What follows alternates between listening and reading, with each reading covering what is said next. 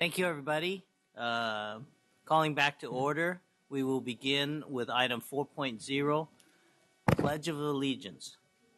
Pledge of Allegiance will be led by the Mandarin Immersion Program, a group of third grade students from William Land Elementary School. Then the students will perform 2 Chinese New Year dances, the fan dance and the handkerchief dance, after leading the Pledge of Allegiance.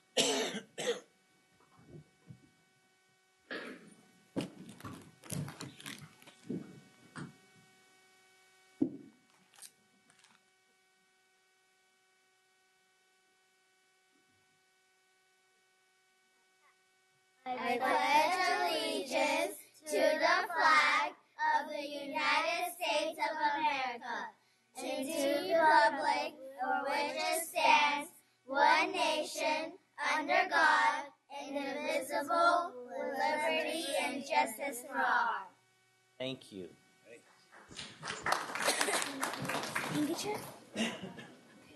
What dance? I don't know. What is this?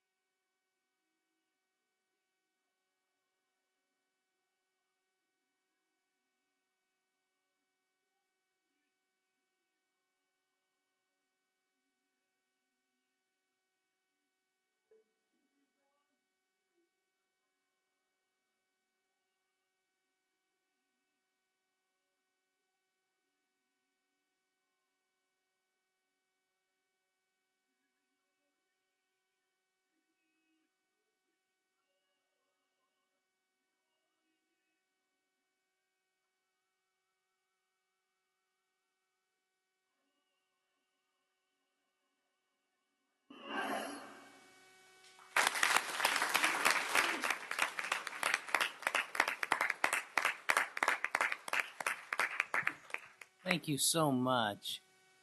Would any of you like to make a statement? Principal Lee, would you like to make a statement? Mrs. Go?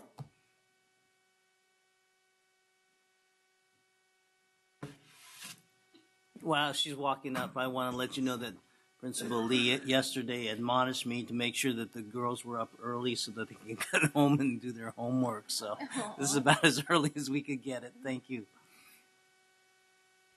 Good evening, Superintendent Bonda, President Wu, and fellow board members. I'd like to introduce to you 5 of our many other Mandarin immersion students. One of the aspects of the program is to be able to provide students with opportunities to become bicultural, biliterate, as well as bilingual. And these students are wonderful representations of the students of the program and the school and the community. So if we can have another round of applause for them.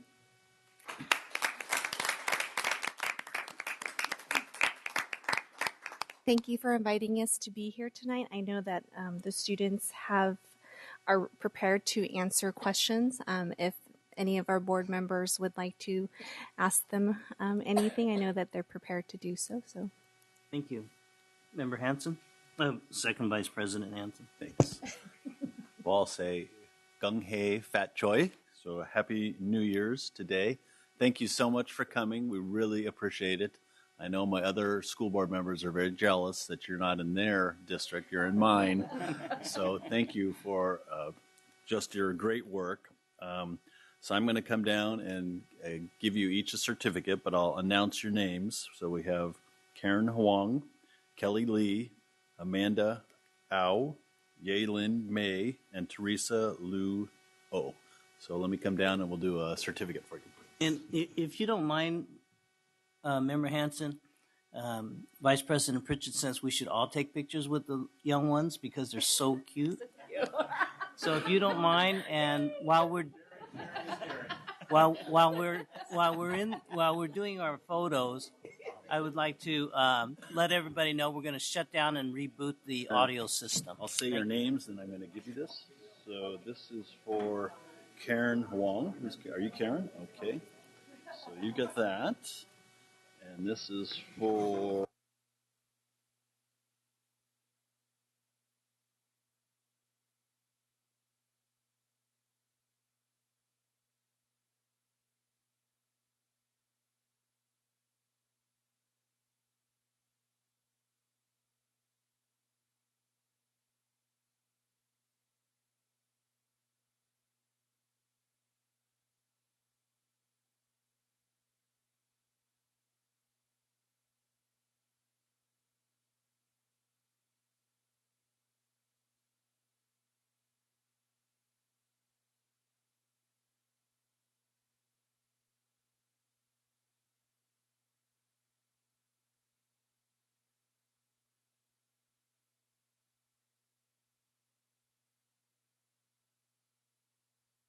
program. Very beautiful.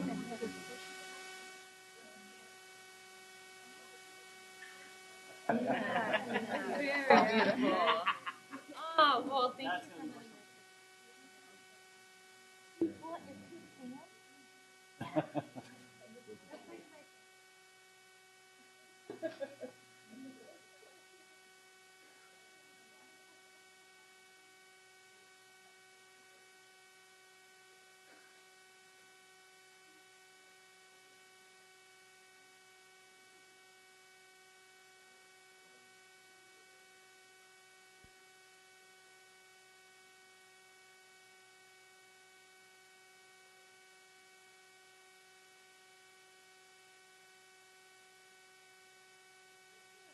All right, thanks again.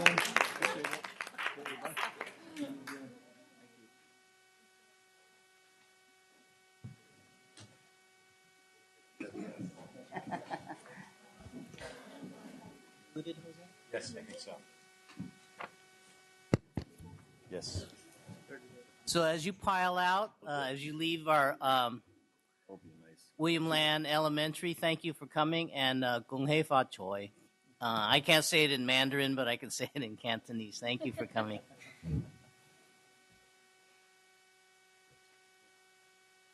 Moving on then, thank you. Item 5.0, announcements of actions taken in closed session. Yes, Mr. President, two actions reporting out of closed session by a unanimous vote on both actions, 7-0.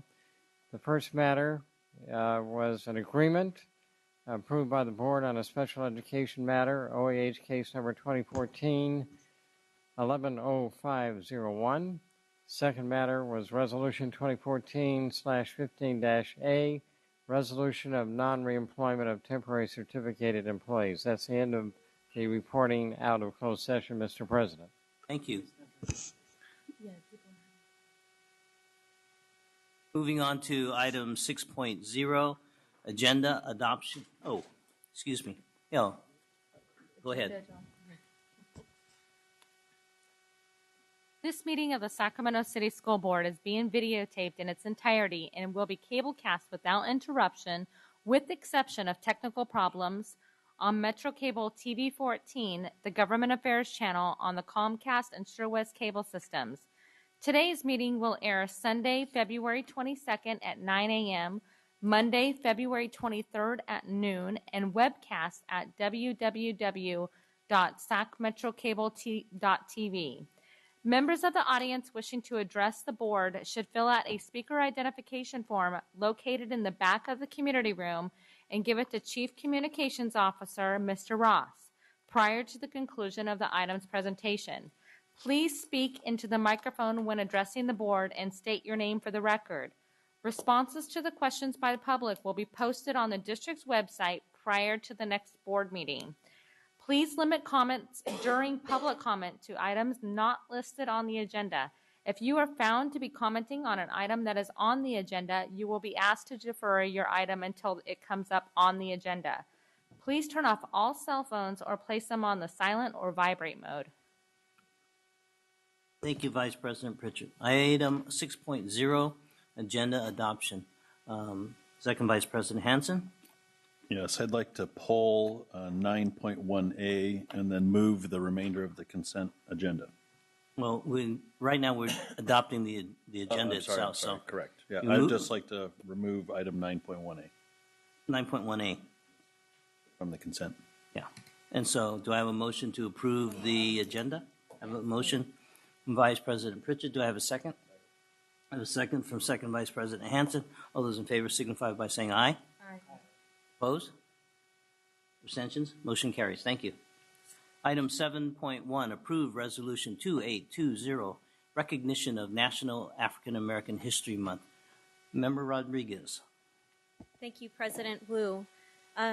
It gives me an extraordinary amount of delight to have this item on our agenda today. Earlier, we saw such great diversity in our district by viewing and having the pleasure of having our students perform for us in our Mandarin immersion program.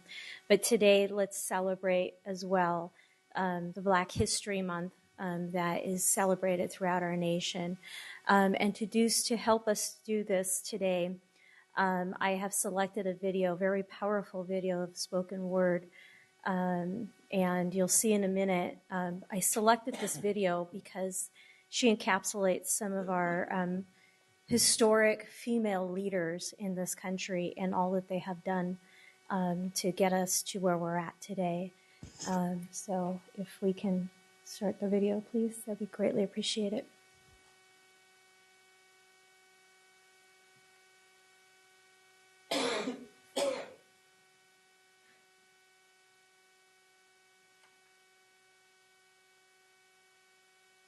Okay, well, it looks like we're having a little technical difficulty. So while she's researching that part, why don't I read the resolution that we're going to be presenting today? It is resolution number 2820, recognition of National African American History Month, February 25th, 15. Whereas in 1976, the week-long celebration of the individuals and occasions having a significant impact on African American history in America was extended to the entire month of February. And whereas during the month of February, observances are held across the United States of America to increase public awareness of the importance of Black history and the contributions that African Americans have made toward their country. And whereas not only during the month of February 25th, 15, but throughout the remainder of the year, it is important that we seek to understand our fellow man in a peaceful and loving way.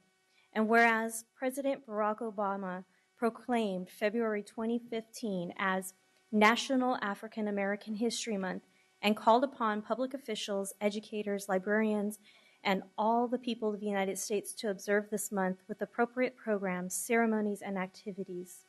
Now, therefore, be it resolved that the Sacramento City Unified School District Board of Education does hereby recognize February 2015 as African American History Month and supports the important work and services provided by the 100 Black Men, MLK 365, the Sacramento Black Parallel School Board, and similar organizations throughout the nation.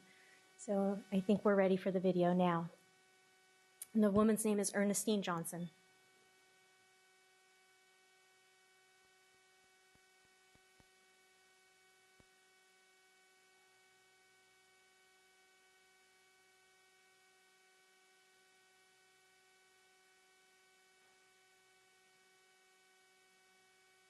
Oh.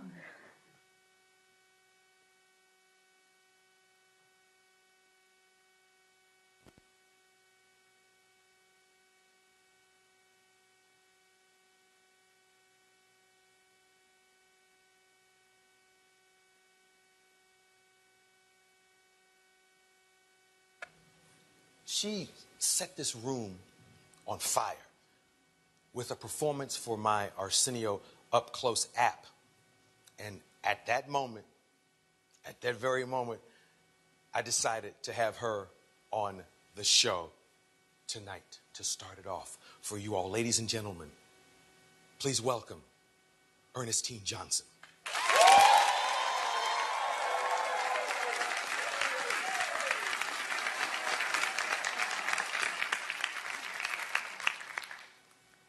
They say I'm not the average black girl because I'm so well-spoken, poised, full of etiquette, a white man's token. You know, I remember my ex's mother telling me I didn't know how I was going to react when he brought home a black girl, but I like you because you talk so white. Well, when did me talking right equate to me talking white? They say I'm not the average black girl. No, not the average black girl, because the pigment in my skin is just a shade lighter than that black girl over there. You know the black girl over there. The black girl with the nappy hair. The black girls whose elbows can't skip a day without lotion. Whose hearts and heads are filled up with self-hate and bottled up emotion. The cocoa brown girls who have to face society every day and be tough. Because no matter how good they straighten their hair, their good is still not good enough. Oh, see, luckily for me, I don't fall in that category. See, they say I'm not the average black girl because I speak with so much class, and I don't have too much, but just enough ass, and not too much, but just enough pizzazz. You know, just a little bit of attitude, because you don't want to come off as one of those average black girls and come off as rude. You know, popping their gum and shaking their neck.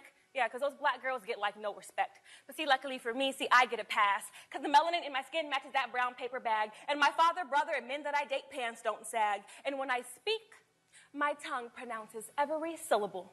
And the combed part down the middle of my hair is naturally visible. Oh, it must be a weave, but she must be mixed, because we all know the average black girl ain't got that good. Or when I walk into a room full of white men, they all stare. It must be the long lengths of my unaverage black girl hair. See, they say I'm not the average black girl because I corrected the professor when he used the word conversate. Converse. The word is converse. And in case you didn't get the memo, there are now 8, not 9 planets in the universe. And when you're watching the numbers on your stocks move up and down, remember Oklahoma, in a small town, where one of the first Wall Streets was a black Wall Street that got mysteriously burned down. Oh, they say I'm not the average black girl. Well, let's flip the script and rewind this, repaint the lines that had been blurred over time, because the average black girl that I know, see, the average black girl that I know made 19 trips through the Underground Railroad to free the slaves. Sat on segregated buses, refused to get up and pave new waves. See, the average black girl that I know, were Egyptian queens like Hatshepsut and Needlecris, who were ruling dynasties and whole armies of men. Excuse me while I set fire to this poem on my pen, because I am tired. Tired of the stereotypes black girls have fallen into because of American mentality. Oh, but not half as tired as Ella Baker, Diane Nash, Septima Poinsett Clark. I am sick and tired of being sick and tired. Miss Fannie Lou Hamer, Daisy Bates, Anna Arnold Hedgeman, and Dorothy Height are far more tired than I am. But do you think the ones who say I'm not the average black girl even give a damn? No. So pardon me if I can't openly accept your compliments. Pardon me if I can't openly accept your compliment. It's just the average black girl that I know.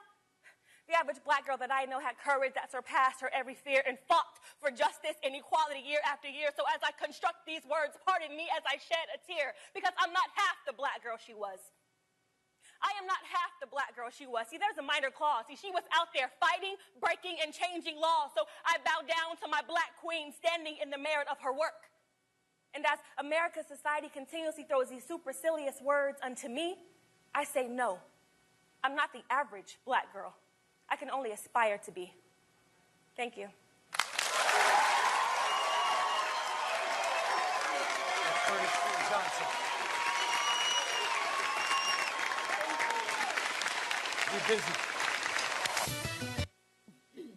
Thank you for that. And now I'd like to invite 100 Black Men, MLK 365, the Black Parallel School Board, President Wu, and board member Ryan Downs, so that we can distribute our resolutions to you.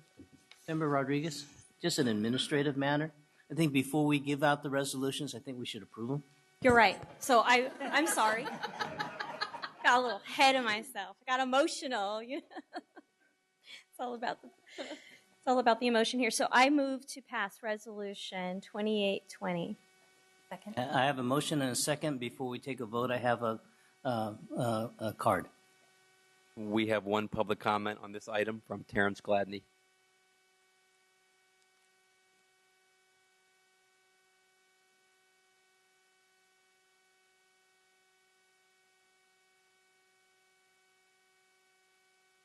I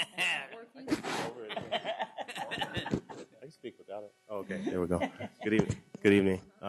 First of all, thank you, Board Member Rodriguez, for bringing the resolution forward. And I think it's important to note, I mean, there's not much more that I can say that the video already didn't say, but I think it's important that if we are true to the words of the resolution and the intent of it, that we, go a little bit deeper. It's one thing to have, Black History Month or African American History Month or celebrate Martin Luther King Jr.'s birthday, but it's one thing to honor the intent of initiatives that we already have on board, such as Arts Education and SEL. Those things should have a cultural component.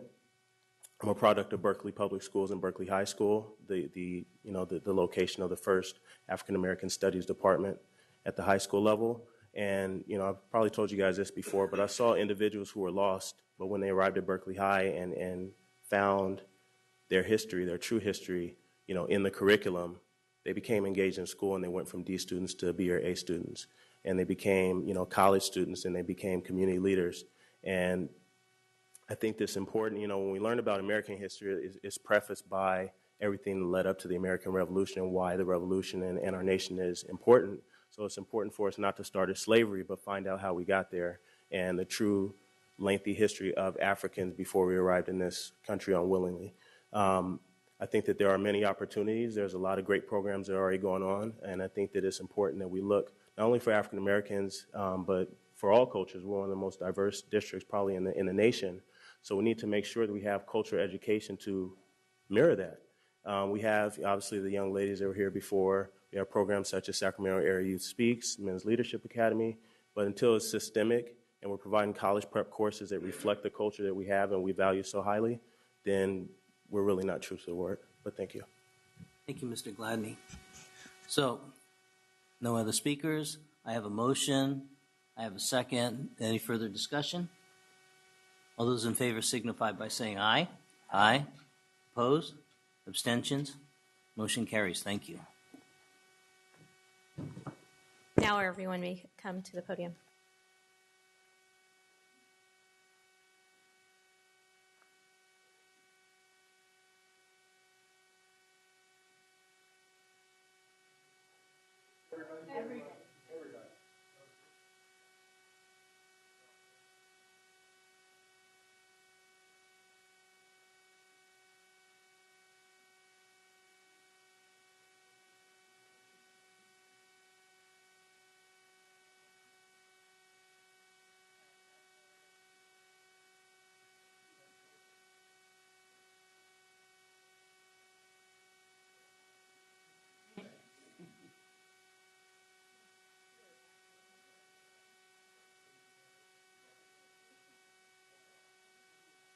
I get behind a couple people. Straight up.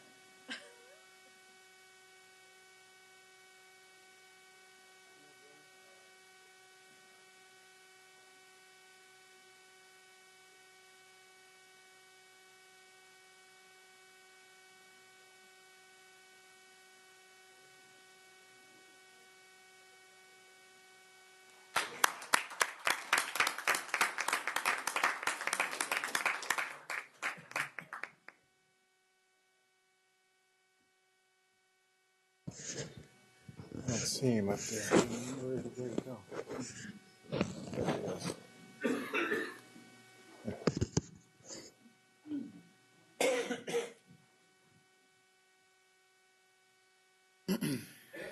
Mr. Wu and Mr. Banda and illustrious board, we've known each other for some time.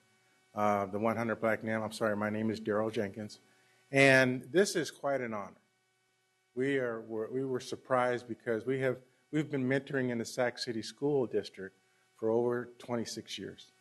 And, we do this out of the love and the respect of the community to help young people. And we are here to serve not only the district, but our community, mothers and fathers. What I'd like to do, as well as thank you once again from the bottom of my heart, I'd like to introduce you to the new 100 Black Men president, which is Mr. Franklin Jackson. Frank, would you say a few words?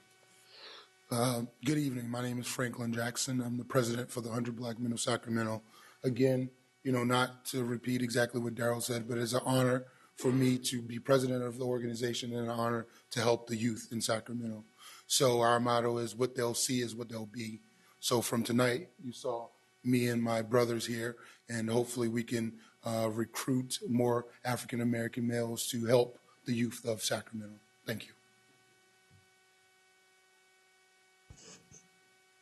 Good evening. My name is Carl Pinkston.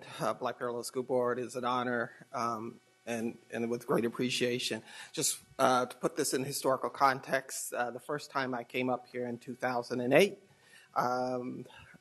Dr. David Colvin was speaking to this group, and there was police officers in the room. It was a packed house, and they thought we were going to take down this place. So it is a real pleasure to come this time to be acknowledged for the work we have done in restorative justice, our work we have done in school discipline, our work that we have done to around equity and those kinds of issues. But most importantly, for me personally, as I have told many people, and as I tell the next generation, we're fighting not for today, but to bring this district in the 21st century multicultural education world. And it is an honor to be recognized for trying to do that. As I told one reporter, I may not see it in my lifetime, I may not see it in my daughter's lifetime, but I'll be damned, it will happen in someone's lifetime. Thank you. Start clapping, Carl. that was great. Board President Wu, fellow board members, and Superintendent Banda, I, as the chair of the Black Parallel School Board, really appreciate this gift. And I say gift simply because a lot of hard work goes into what the Black Parallel School Board does 365, and to be appreciated. During Black History Month, I think is a plus.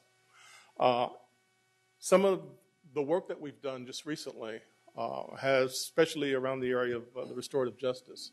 I want to ask you to check out the series that KCRA is doing at KCRA, Channel 10, about restorative justice and zero tolerance. I know some of you have been keeping up with the series. I want to ask that you go to the website and catch up. Some very good, thoughtful, provoking conversations with kids, students, parents, and some people from your own communities, as well as staff.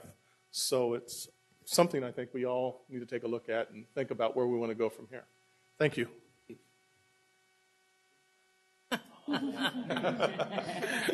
President Wu and board and Superintendent Banda, I just want to say thank you on behalf of the 29,000 walkers. Each year it gets bigger and bigger, and it gets more diverse and more diverse, and that's kind of the dream and the vision that Dr. King had, and you guys have been a big help in that process. I see more young people coming out and walking, and John F. Kennedy bands and the Burbank bands, and God bless them. I just love it. So thank you again on behalf of the people that walked. Okay. Sam, could you, for the record, share with us your name? Oh, I'm sorry. Sam Starks. I got so passionate. And we understand and appreciate it. Sam Starks. I'm the director of MLK 365. Thank you. I see a light. Member Ryan? Thank you, President Wu. I want to just start by thanking Member Rodriguez for bringing this important resolution before us. But more importantly, I want to thank and recognize the work of the advocates in this room, the incredible organizations that are putting their blood, sweat, and tears into making sure that youth in Sacramento City Unified School District have a sense of identity, and with that sense of identity, pride that can allow them to grow into the leaders that we all know they can be. I will tell you that's very important to me and my family, and I am so grateful for all of your efforts. Thank you. Member Rodriguez. Member Arroyo. Thank you, President Wu.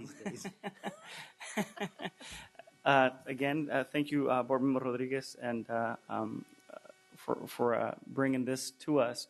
And my brief remarks are to the leaders here in the room that the plight of the African American community, it's not unlike that of the Latino and Southeast Asian and so many of the kids and families here in Sacramento City. And with that, I would just like to say that you'll have a willing partner, and we will continue to work together to make sure that your needs and the needs of every student and family are met here in the district. So thank you for your hard work and look forward to continue to work with you. And just as board president, I just want to thank you all, echo the thoughts of my colleagues. Thank you all for your work in our community. We are partners. We are moving together. And in recognition of National African American History Month, I hope that we continue the work that we do, not for ourselves, but for our children and our children's children. Thank you for your work.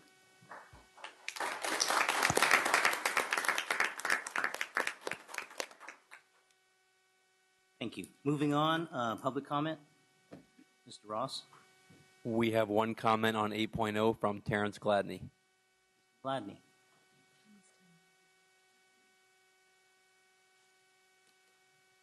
It was a good meeting. Good evening again. The mic is working this time. Terrence Gladney. I just want to provide you guys an update on the status. I've come for the last month and a half talking about the JFK Stadium project. Thank you, Board Member or President Wu, for joining. Myself, Kathy Allen from Facilities was also at a meeting. What day was that? They're all blending together. This week. As well as Chad Schweitzer, principal of Kennedy, and a representative from HMC Architects who did the initial drafting, I guess, of the plans. Just to recap, what I learned or what I know, the process is broken.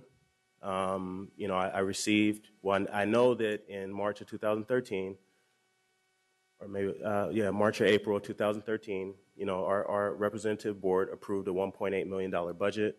When I asked Facilities what was the increase from the $2 million to the 5.9 total, she didn't have a definitive answer other than there was extensive geotechnical work that needed to be done. I have a huge stack of SACS reports that I have yet to kind of pour through, but that would be a question that I would assume would be readily answered.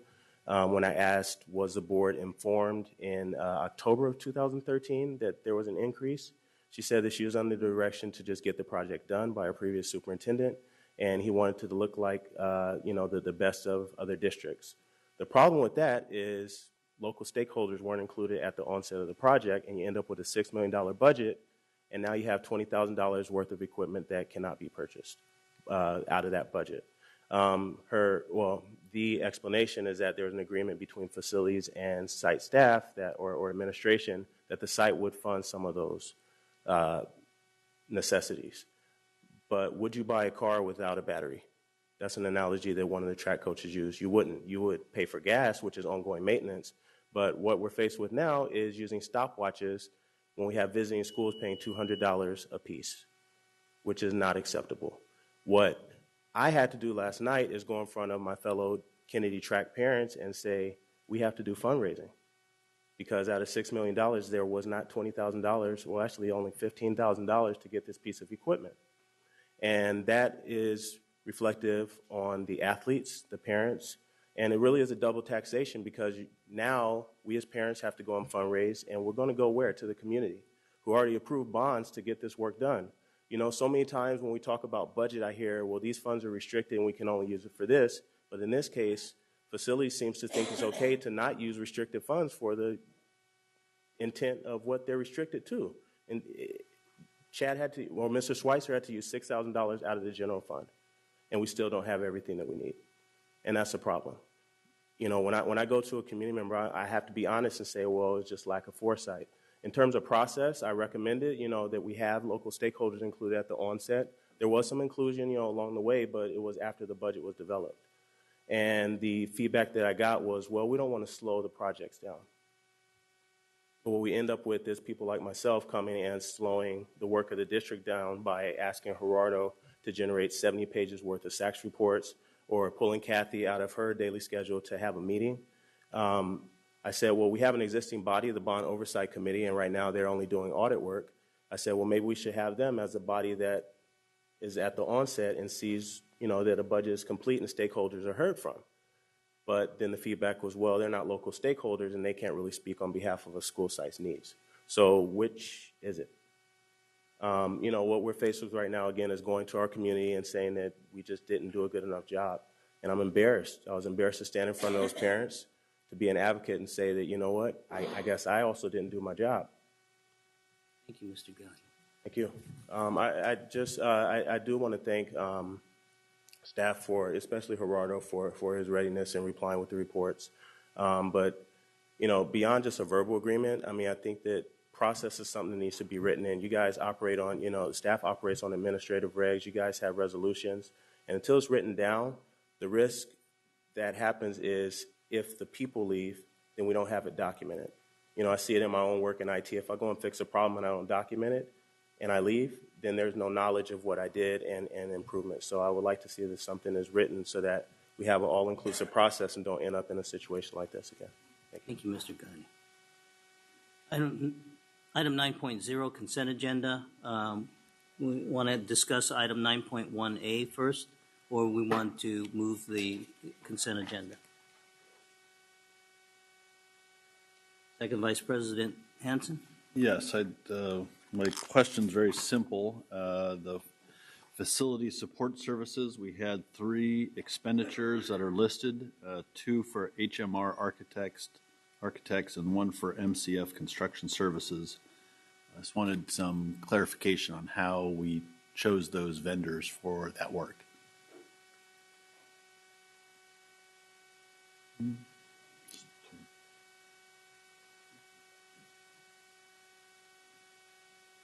Good evening. Architectural and inspector services are considered professional services and therefore not subject to the traditional competitive bid process. That being said, we did issue RFQs for architectural and inspector services.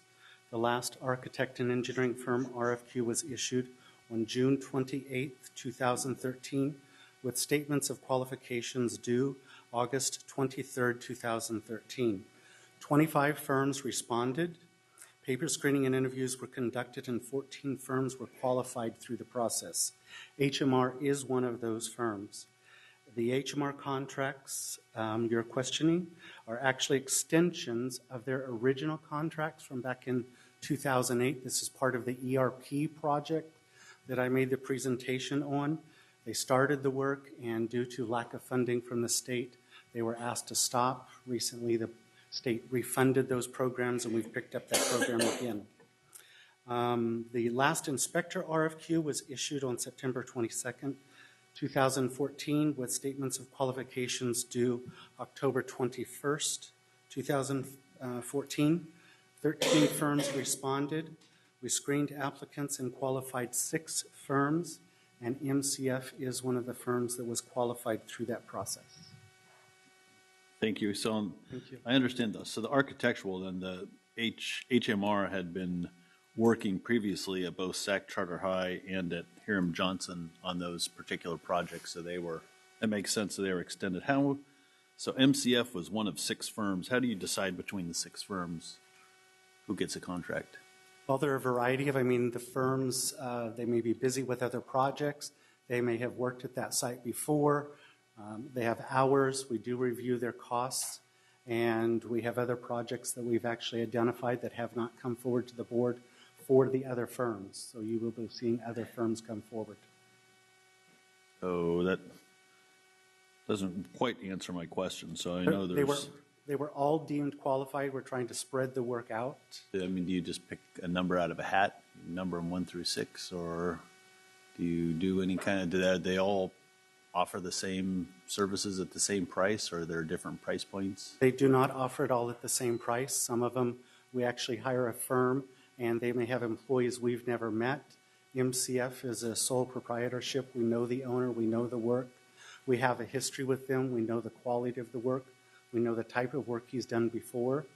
So those all factor into that decision. Okay. And then just curious on the notice of completions. And the completion dates were some time ago. So how did those projects come to us for our review, since they were, August 21st, September 30th? Obviously, those were several months ago. Does something else have to happen after the completion date before they come to us as a notice of completion? We may have finished 99.9% of the work. There's always paperwork that's due at the end of the project.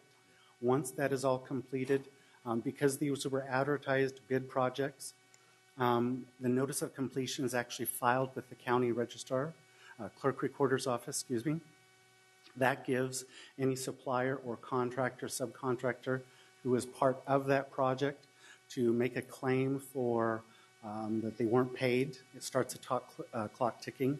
After 30 days of the board approving the notice of completion, then we can make that final payment on the project. All right, thank you very much. Thank you. No more questions? Will you move the consent agenda then? Make a motion to move the consent agenda. Thank you, and I have a second from Vice President Pritchett. Any discussion? All those in favor of moving the consent agenda signify by saying aye. Aye. Aye. Opposed? Abstentions? Motion carries. Thank you. Item 10.0, 10.1, Employee Organization Reports, CSA. Nobody coming forward from CSA, SCTA.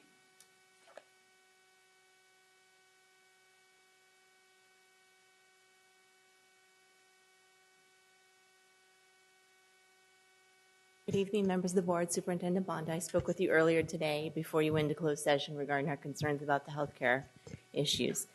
Tonight I wanted to use my time to talk to you about the Quality Education Investment Act, commonly known as QEIA. And as you know, the money for Fund QEIA came from a settlement that, from a lawsuit that the California Teachers Association filed against the then Governor Schwarzenegger for illegally underfunding California schools. CTA at the time decided that instead of trying to spread out the one-time $3 billion over the entire state, that the money would be concentrated on schools of high need. QEIA emphasizes the strategies that teachers believe make the most impact on public education and made them requirements of QEIA schools, such as reducing class sizes, grades K through 12, maintaining lower student-to-counselor ratios, providing more teacher-directed staff development and collaboration, ensuring that school administrators have exemplary qualifications and experience, and maintaining the average level of teacher experience that is equal or higher to the district average. An evaluation done by Vital Research, a respected independent research company, found that the schools that fully implemented all aspects of QIA had impressive positive impacts. The gains were not only in increased API scores. Some schools saw their APIs go from the low 600s to the mid 800s, but in other important areas that we all value, like increased teacher and student retention, enhanced school climate, reduced absenteeism, and even an increased reputation of the school in the community.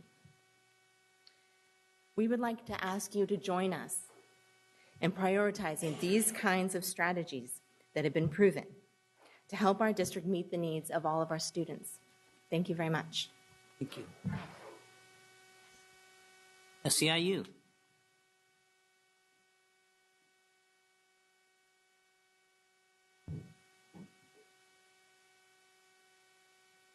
President Wu, Superintendent Banda, board members, good evening, and Guang Hei Fat Choi. I've got to be saying that wrong. Nobody's given me a red envelope yet. But I keep trying. So, what am I going to say? So, I just wanted to come here tonight. Obviously, we've been coming up here meeting after meeting and saying nice things about our relationship with the district, and our honeymoon, unfortunately, is over. I wanted to bring something to your attention. Quite some time ago, it came to our attention that the school district is hiring 8-hour custodians. We brought the issue to the attention of the district previously because we've laid off a ton of custodians, and a lot of them were 6-hour custodians. They put in a lengthy amount of time at this district. They've invested in the system. They've invested in the district. They didn't want 6-hour jobs. They were hired into 6-hour jobs because previously that was all the district could afford. Now, those folks are languishing out there on the layoff list, and the district is hiring folks at 8 hours who have no prior experience with the district without contacting those folks who are on the layoff list as 6-hour employees. When it first came to our attention, it was too late to address the fact that some folks had already been hired. A little over a week ago, we discovered that the district had posted for 2 more 8-hour custodians, so we raised it with Human Resources. And we were hoping that the process would at least not move forward until we could have the issue resolved. I discovered today that the interviews are scheduled for tomorrow, and once again, those individuals who are 6-hour custodians who were laid off in the past few years have not been contacted. Currently, the position the district has taken is they're not required to contact those folks under the Education Code. I won't dispute that. My position is that the Education Code and the contract are the minimum standards with which you must treat your employees, but there's also the right way to treat your employees. And I think that as a policy matter, the board and the administration should move this forward and say we owe it to those folks we laid off at 6 hours to at least offer them those 8-hour positions before we hire folks from elsewhere. Some of those folks who are on the layoff list are continuing to call me and say they love working for the school district, they want to come back, but they don't necessarily have the ability to check the email at home. They don't necessarily know when these positions are being posted, so they don't even apply for the 8-hour positions. Then they find out that other folks who, again, have no relationship with the school district are being hired.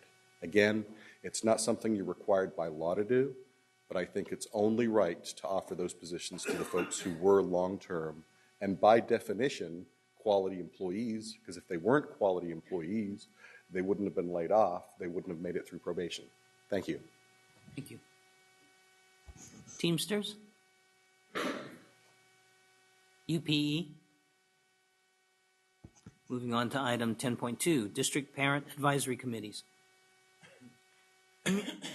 Community Advisory Committee.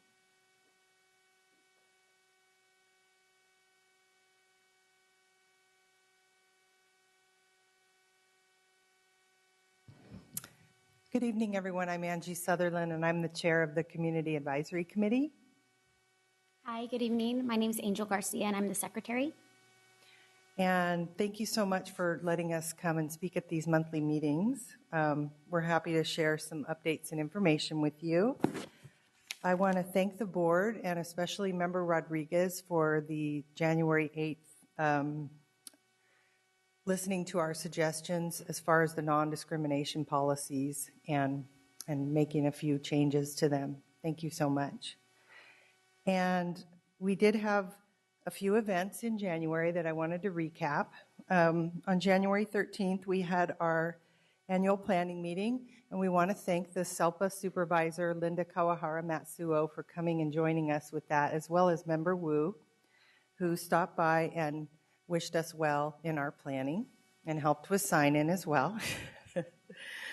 And then on January 27th, we had a general meeting, and we had a wonderful 504 plan discussion. So we'd like to thank Barbara Cronick for coming out and answering all of the parents' questions.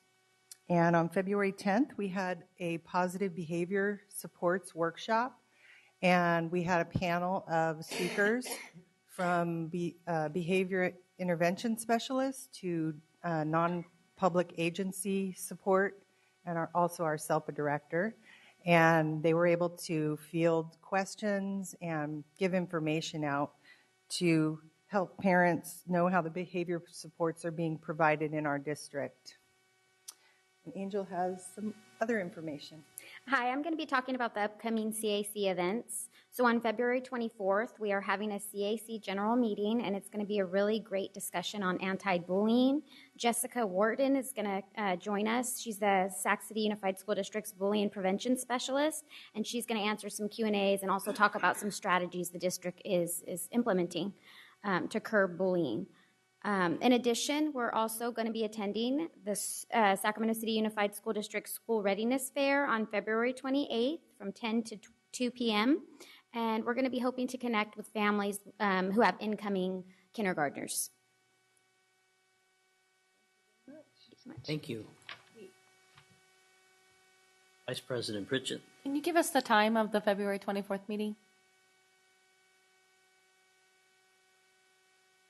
I apologize. Our meeting is from 6:30 to 8:30, so all of our general meetings are 6:30 to 8:30. Here at the Cerna Center? Here at the Cerna Center. Yeah. Tuesday. Thank you.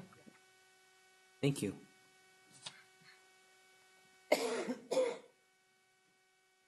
District Advisory Council. District English Learner Advisory Committee. Gifted and Talented Education Advisory Committee. Sacramento Council of Parent-Teacher Association.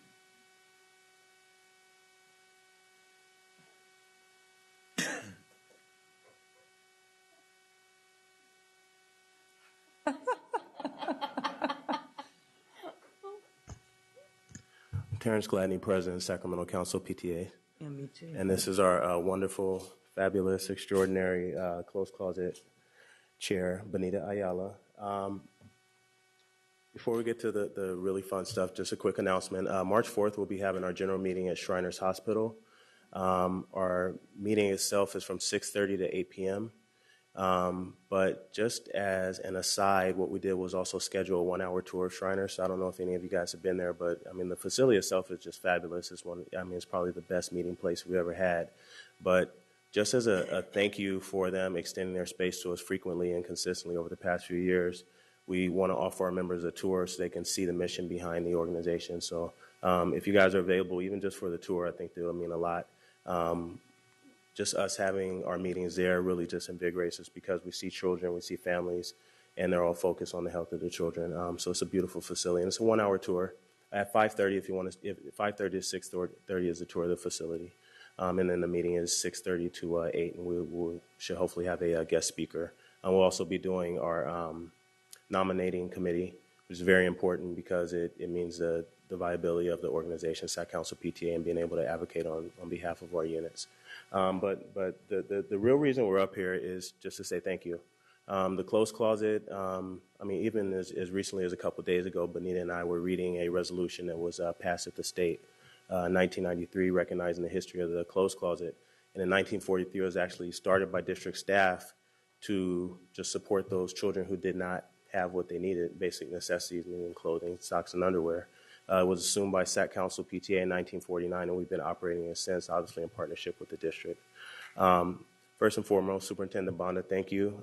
You're the first superintendent that I've seen that has actually come out to the facility, and you have been an advocate for that space. And in your short time, you've done more probably in the whole 5 years that I've been here in terms of from your level as far as supporting the operations that we have there. So thank you very much. And then we also want to thank staff, and luckily at least one of them is here. Two more. Come here. Yeah, you have to come up here. Tu has also been an advocate, and when she first set foot in the closed closet at the old location at LDV, she became an advocate in that moment, and she didn't stop until she helped us, move forward to the next step, which is another location here. So we do want to say thank you to Tu.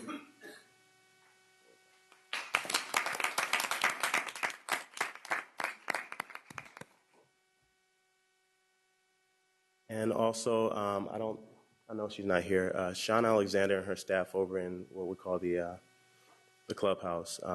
They've been tremendous. In the summer when we had uniform distribution, Sean and all of her staff made sure that we had an extra set of hands to navigate people over to room 24 to make sure that they had the materials that they needed to start. So we want to thank Sean and her staff as well. I know they're not here, so we'll give these to you too. We've also had support from the board.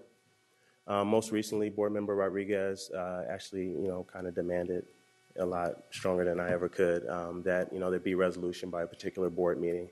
And at that point, we did have resolution. And sometimes that's what we need is all just sort of a little push. So thank you, Board Member Rodriguez. We have one for you, too. Yes.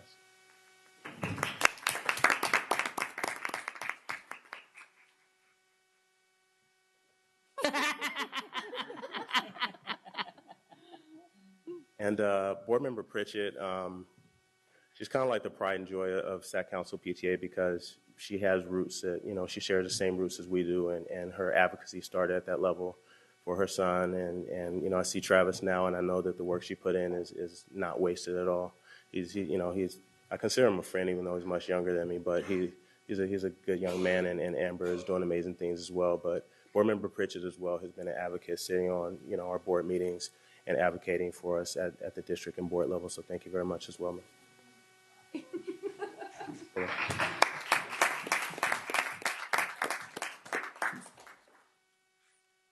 And the last certificate that we have, there's not too many people that really just, there are a lot of us that really just serve from our heart, but some of us are reluctant to take on huge tasks.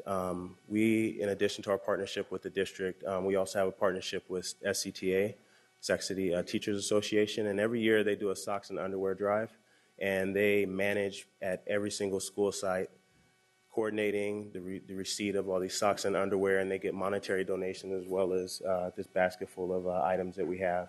And I know that the woman who's coordinating that effort, her name is Cindy Stewart, and she's not here, but she just serves with a passion, and we're blessed to be in partnership with her as well as David and Nikki. So if they could come up and accept this on her behalf as well.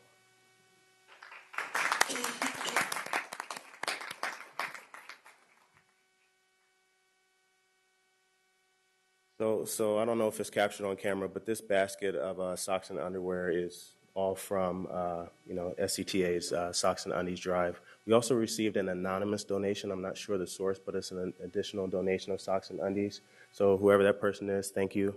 And we look forward to growing and renewing the effort with the additional room. And then as we continue to grow, Benita's been in there just busting her butt and getting everything in order. So hopefully we'll have an announcement soon about a re-grand opening of the closed closet.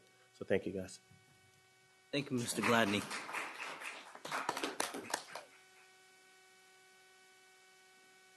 you guys don't mind, I'd really like to make a comment to you because this is something that's really dear to my heart. So please forgive me that I really appreciate the effort that you've made to help to get this moved to where it's at. Superintendent, you've been there where we were at. It's a mold-infested area with no ventilation. So I'm happy to be able to be moving across the way to have 2 extra rooms, and I hope that you guys will come visit it when I get it together because I think it's going to be phenomenal because I want it to be something that everybody could go to, where even you would walk in and consider getting clothes or socks or shoes. And it's amazing to see that your families that you deal with, they leave with a smile and thankful that your school district is in partnership with PTA to do this. So from the bottom of my heart, I truly thank you. Thank you.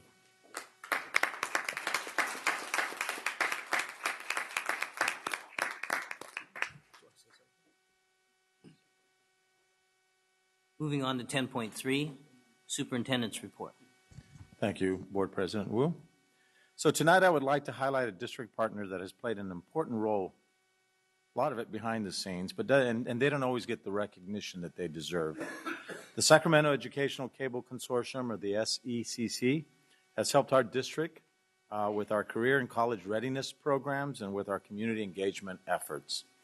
SECC has worked with several of our schools to help them establish digital media programs for students by providing grant money and mentors.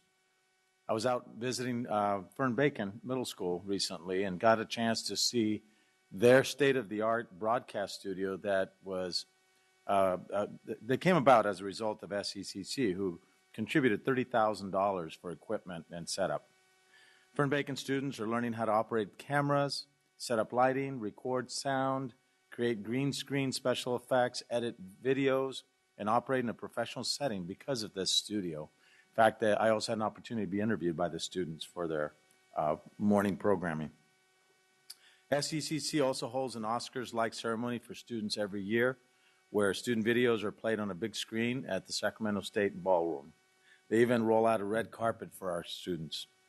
In addition to their work with schools, SECC has produced professional quality videos in English, Spanish, and Hmong for our district at no cost. These videos are shown on Comcast channels 15 and 16 and are given to us for our use. They're short videos, and I'd like to show you just a couple tonight. The first of these videos was made a few months ago, and excuse me, that we have been using to help the community get to know me and get to know the district. So with that, if we could roll video number 1.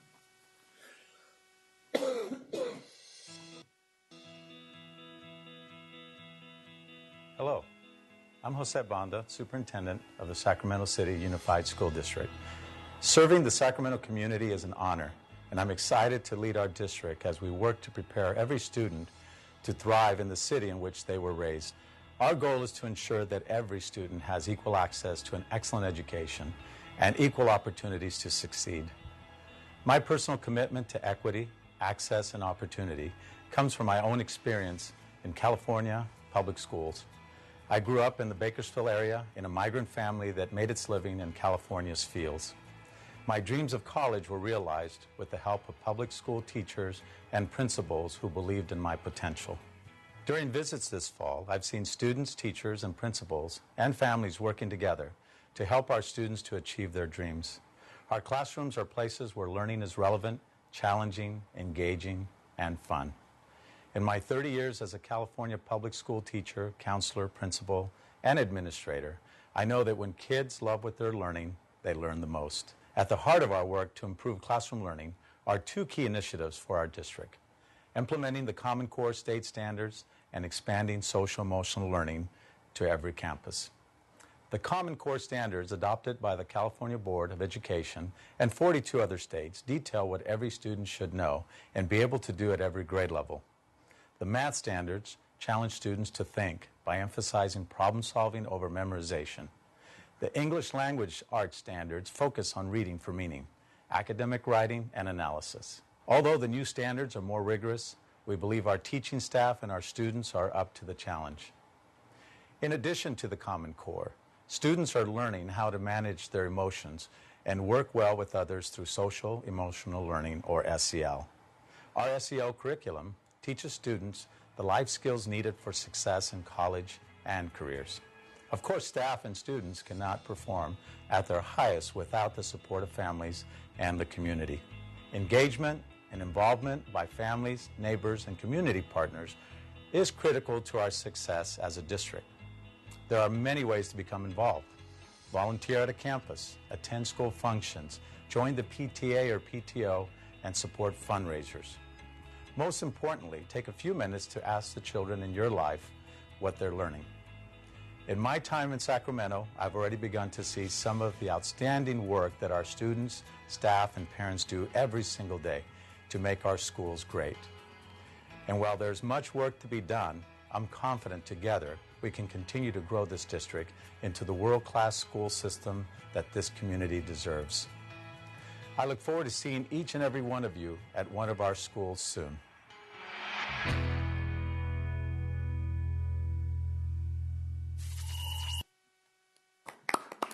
Thank you.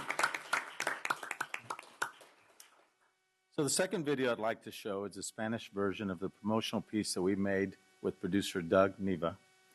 Doug spent 2 days in our district shooting video at John F. Kennedy, McClatchy, Health Professions, O.W. Irwine, Fern Bacon, Alice Burney, Tahoe, and Camellia. We use this video on our website and in our e-newsletter to highlight open enrollment. Again, this is a Spanish version of that video. Roll video number 2, please. En el Distrito Escolar de la Ciudad de Sacramento, nuestra misión es preparar a cada estudiante en cada escuela para que tengan éxito en la universidad y más allá. Es por eso que nuestras escuelas utilizan un método de educación integral de los niños. Nosotros combinamos programas académicos exigentes y innovadores que han sido diseñados para encender la pasión por el aprendizaje con una educación que les brinda las habilidades necesarias para aprender conceptos desafiantes. En nuestras escuelas preparatorias ofrecemos a los estudiantes 19 opciones vocacionales de Linked Learning por medio de academias especialidades donde los estudiantes ganan experiencia, práctica en sectores laborales como el arte culinario, la ingeniería, la enfermería, el derecho y la construcción, entre otros. En nuestras escuelas secundarias, los estudiantes pueden probar sus intereses por medio de clases opcionales interesantes como medios digitales, debate y oratoria, fotografía, banda de guerra para principiantes y el gobierno estudiantil. Y nuestras escuelas primarias preparan a los estudiantes para el aprendizaje de por vida con una enseñanza completa que ha sido diseñada por inspirar el razonamiento analítico, la resolución de problemas, las habilidades para trabajar en un equipo y la responsabilidad social. Desde el año 1854, los estudiantes se han graduado de las escuelas del Distrito Escolar de Sacramento como pensadoras independientes. Están preparados para brindar soluciones innovadoras a los retos del futuro. Visita la Escuela del Distrito Escolar Unificado de la ciudad de Sacramento ahora y experimente nuestro método de educación integral de nuestros niños. Soy el superintendente José Banda.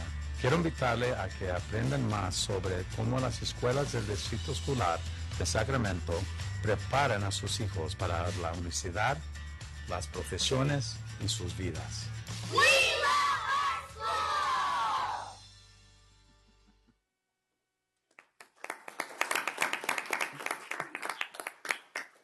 As you can see, these are really high quality, well done, professional videos. And it gives us an opportunity to be able to highlight the wonderful things that are happening at our schools and, more importantly, highlight our students in the process of learning and being fully engaged. So, again, we really want to thank and we're very grateful to SECC for their partnership. And it truly is a partnership. They reach out to us. They always extend themselves beyond what I think that they really need to in order to be able to support our school district and be able to, again, show the community the wonderful things that are happening here at Sacramento City. Thank you. Thank you, Superintendent Banda. I could not have said that better myself in that second video. So, since the last time I addressed this August body, I have done a lot of things, but one of the things that I'm very most proud of is the work that the district has done in social and emotional learning. So last Friday, I had the opportunity to partake in the summit that Sac City Unified had at Sac State on social emotional learning, skills for success in school and life, the power of relationships. And at the beginning of that program, the district showed a video, and I want to share that video with my colleagues up here and with you wonderful audience, because I want the people to know the wonderful things that we're doing regarding social and emotional learning. I want to thank my colleagues for helping to approve that program for our district, and I want to show highlight some of the benefits of social and emotional learning. And also want to share with Member Rodriguez that this video was put together by the kids at Burbank High School.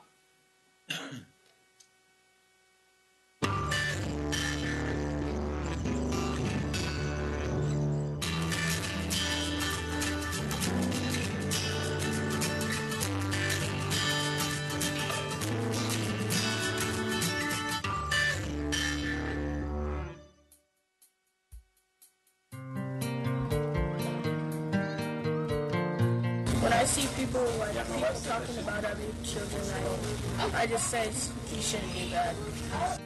You see someone fall, just imagine how you would feel if you fell, or you want to help them.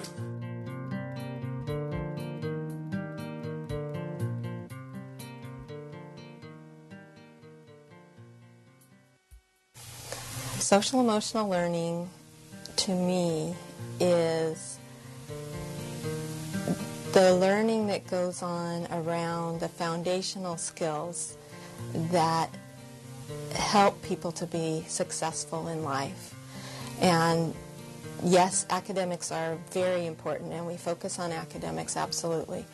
However, academics without the ability to relate to other people, self-awareness, the ability to plan and complete projects is not enough. And we know to be successful that our students need all of those social emotional learning skills as well, those competencies. Social Emotional Learning, or SEL, forms the foundation for school, college, career, and life success. It's the essential element to all successful relationships. SEL is defined as the process by which kids and adults acquire key competencies to build self-awareness, such as knowing your values, strengths, and weaknesses, to regulate and manage emotions, to build social awareness, such as empathy, to build positive relationships, and to make ethical and responsible decisions. In Sacramento City Unified School District, we're collaborating with the Collaborative for Academic, Social, and Emotional Learning, or CASEL, to systemically implement social emotional learning across the district. Our goal is to systemically integrate SEL into instructional practices, embed into academics, expand beyond the classroom, and to explicitly teach the skills using evidence-based curriculum such as Second Step and School Connect. My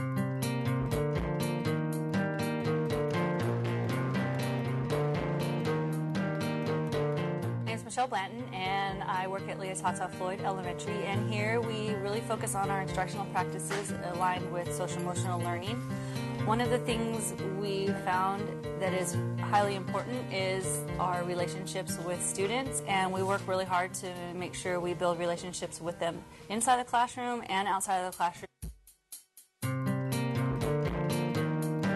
Social emotional learning skills are essential for student acquisition and access to Common Core learning standards.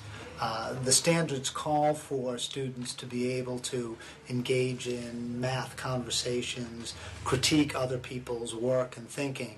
And in order to do that, students need the conversation skills and conversation starters of how to appropriately agree or disagree or challenge or tell another student what the strength of his or her thinking is or the weakness of his or her thinking.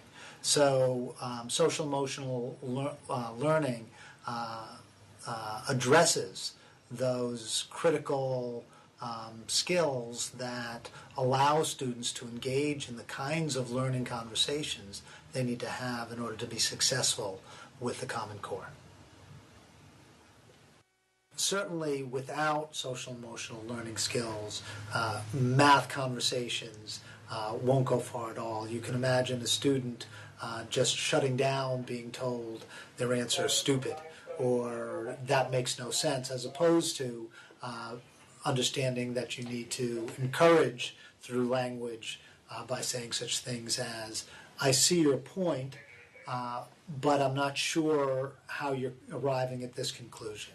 Or part of what you say I agree with, but there are parts with which I disagree. Certainly, the kind of conversation that ensues would be far different. Students will be leading their own conferences, and it's super powerful as we're moving toward the Common Core standards that students are actually selecting their work that demonstrates their understanding of the standards, and then also selecting and keeping and tracking evidence of meeting the standards and also meeting their personal and academic goals. So they really have ownership for their learning process here at Centerville. On Monday mornings, we have a Monday morning meeting, and we talk about we work with the 7 habits of healthy kids, and we talk about one of the habits. Today was seek first to understand, then to be understood. And we talk about what that looks like in the school setting, and we have songs that we sing and to make it fun. And then our leadership council actually does announcements every day over the intercom and talks more about the 7 habits. Don't let anything bring us down. We got to work together, change things around. Proactive every day when I take the time to remind myself that I am young and I am positive on the future. I'm gonna tell it like it is.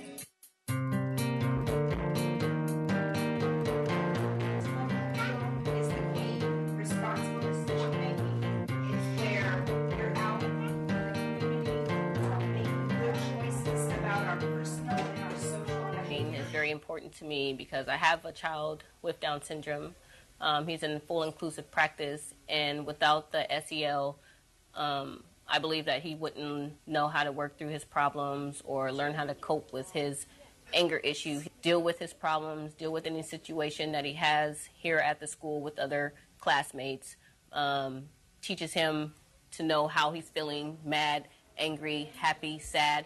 And I believe without it, he wouldn't know. You find out that there's ways that they can communicate and say things that can not only diffuse the problem, practicing different methods that they've learned and what they can say, and we generate lists and which ones are positive and which ones are positively negative.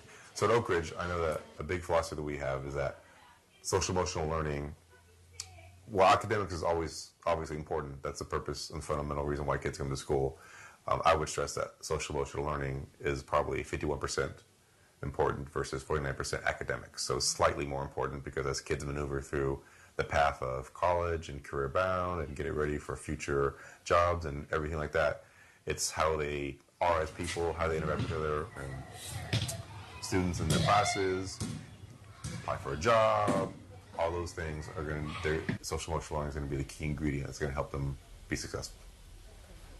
The second step, I learned that you could tell if somebody's, like, if they're hurted by your words or not.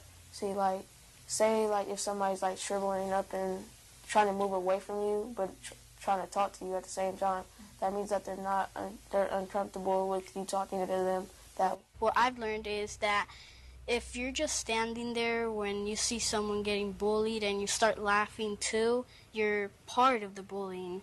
But when you step up and say something to the bully, stop messing around with him or her, you're part of the solution.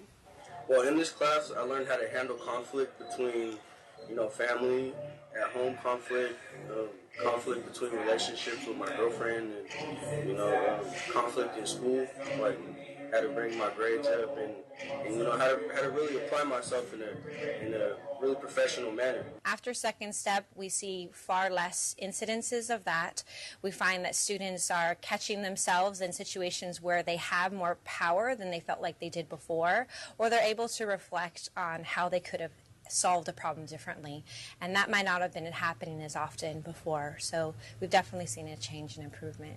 Well, it's helped me because I had a little sister, and I've been mean to her, I gotta admit. And when I learned the SEL skills, I try to put it in practice with my family. And what I've learned too from my teacher is that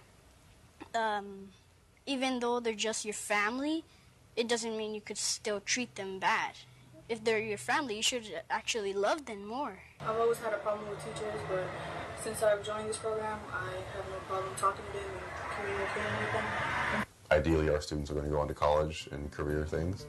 Then they learn how to socialize with other people and be part of a team, be part of a system, so they can be successful and effective in life. I truly believe that children and adults learn best when they know they're cared for and they feel supported and are given the tools they need to make that next step forward.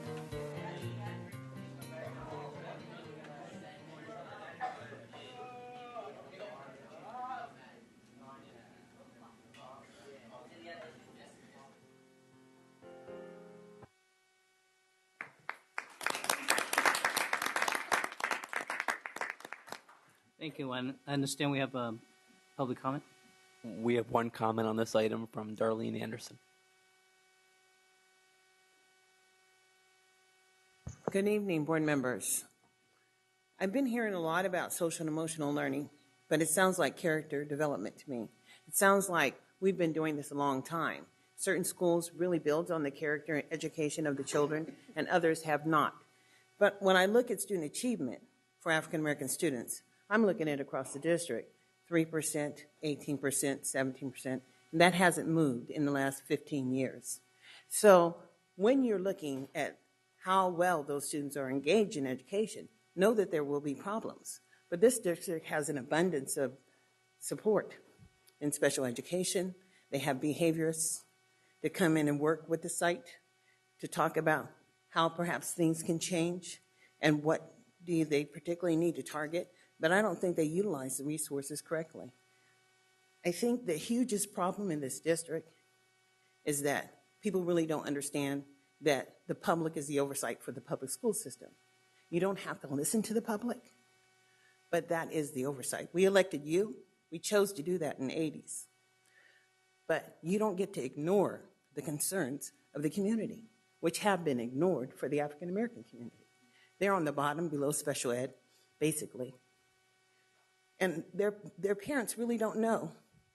They missed the vote, see, because we've only been in the public school system about 50 years. And then when everybody else voted that we'd have oversight, they weren't included in the vote. So years after years, they don't come and get engaged. They have a responsibility. I keep on saying that they need to show up if they want to be heard. And so social and emotional learning reminds me of the plantation. I learned a lot about slavery and the redirection of people. You're not engaging this population, and I really think you need to rethink what you're talking about when you're talking about engaging all students. Thank you. Thank you. Moving on, item 10.5, student member report. Didn't check it off. Superintendent Banda, President Wu, my fellow members of the board, and members of the audience, it's good to see you here. I would just like to start out with saying Happy Lunar New Year, and I also like to bring attention that it is Black History Month. It's something that I think it's important that we all realize. Okay, first off, since September, the members of SAC and I have worked diligently to move forward with our initiatives, which have been decided months ago by a district-wide survey on the high school level. From these, we pulled the initiatives of dress code, technology, and class enrichment, which we have turned into ethnic studies. Our next youth council meeting will be held at Sac State next Tuesday, where the SAC will be working towards gaining more support and informing the public of our work and our plans to move forward with these initiatives. Dress Code will be attending a women's leadership organization empowerment mixer, and during this, after this, we'll be able to interview the attendees. And this ties in with how many dress codes are viewed by the students as sexist.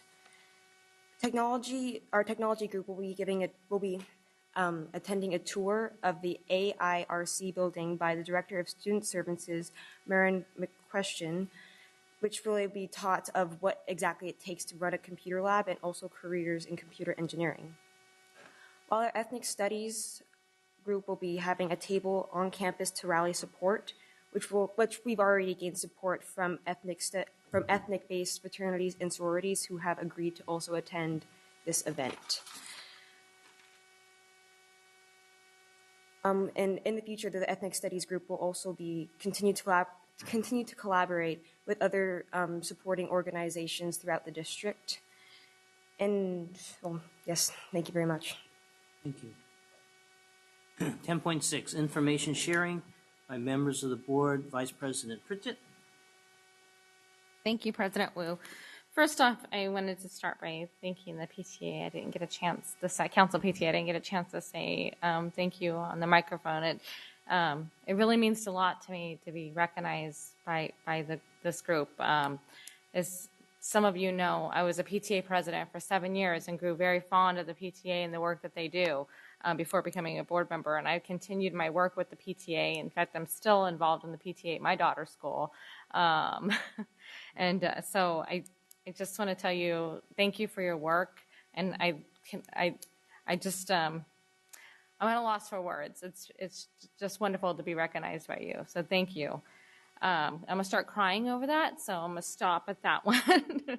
I also wanted to just encourage parents that are in the audience or maybe watching from home that as our children grow, it's really hard to be engaged with their schooling. And PTA is just one way that you can be so engaged in such a little way, but make such an impact. So I encourage you to be involved. I have a high school student, and most of the time she doesn't want me around at the school. So at the school, I don't even remember that. Being involved in the PTA allows me to be involved with the principal and get to know what's happening in her classroom and ask the questions that I need to hear.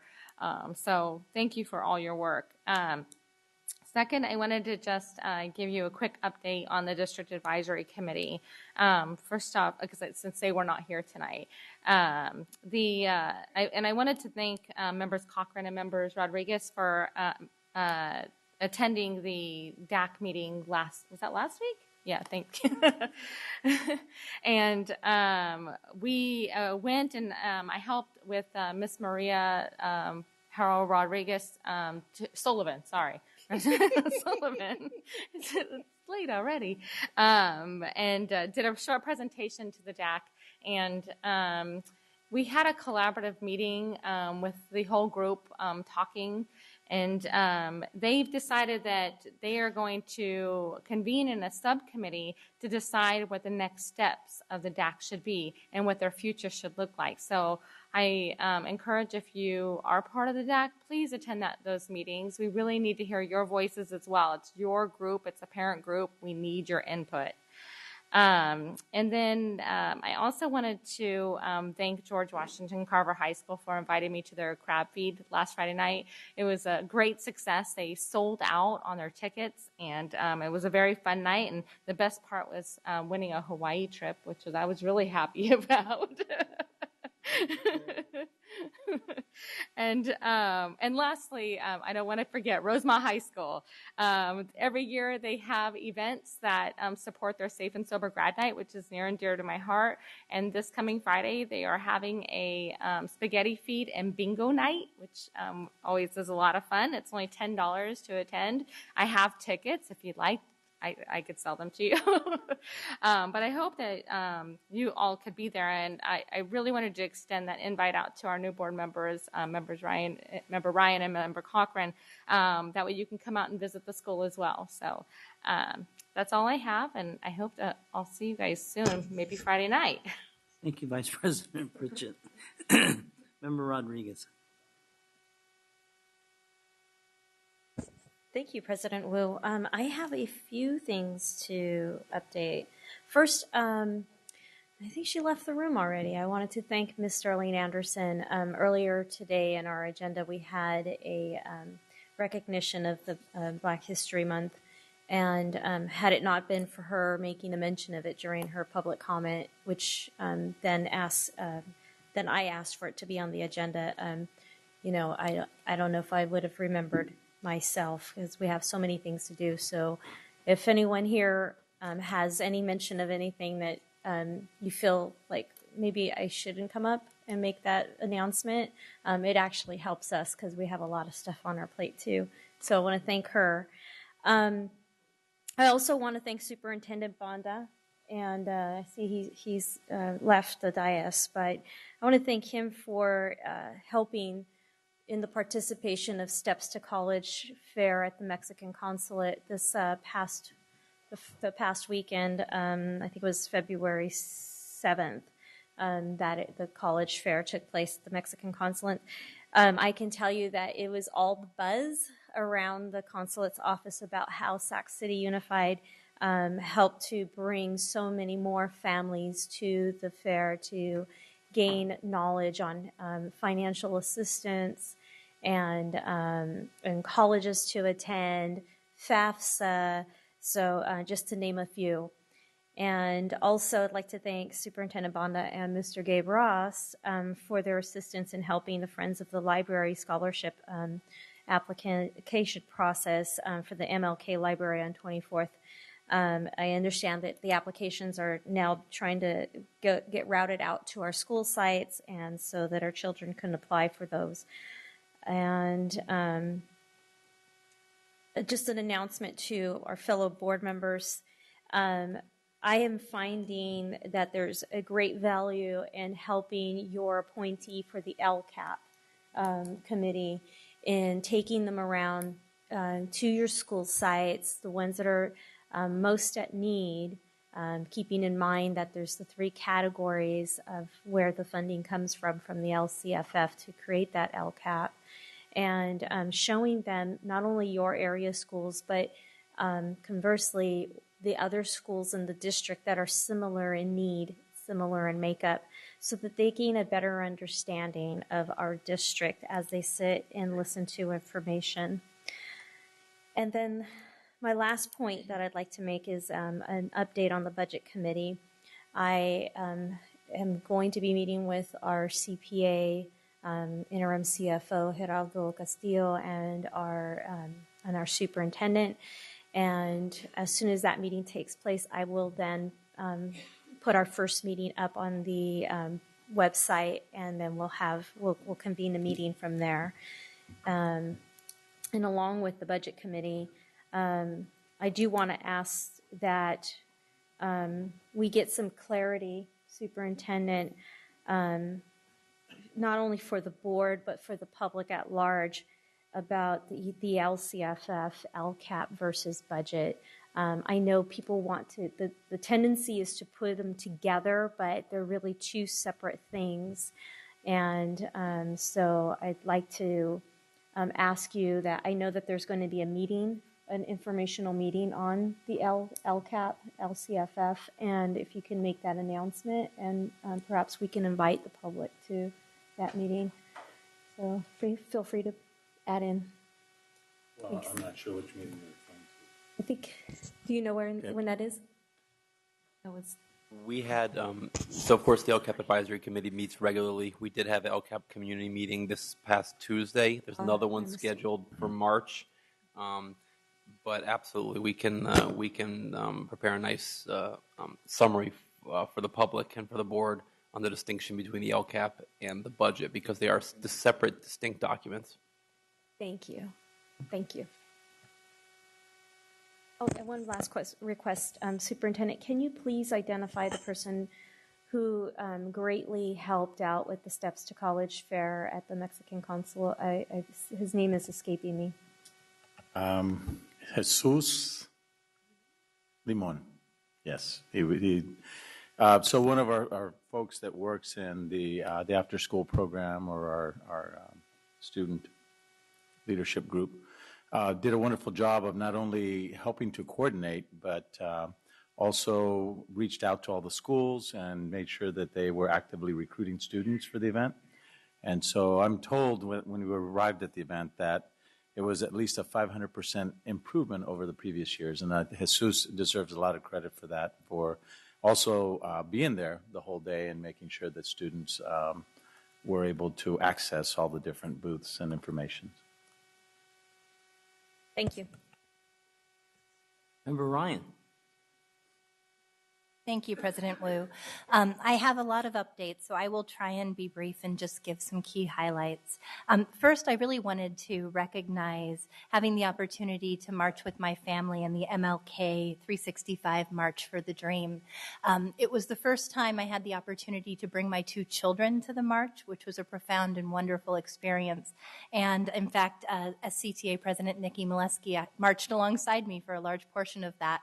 I think the best outcome of the day was having my 2-year-old son look at me and say, MLK was a man who looked like me and had a dream. And I thought that was pretty beautiful. In addition, I had an opportunity to participate in Career Day at Pacific Elementary, and I will tell you, I have done many career days, but this was, in my opinion, one of the most well-orchestrated that I've ever participated in.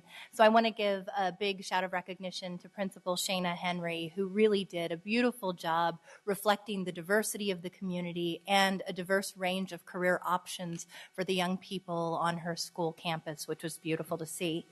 I also had an opportunity to tour and present at New Tech High School, where we had a conversation with seniors around what it means to give yourself to public service and to choose to pursue elected office.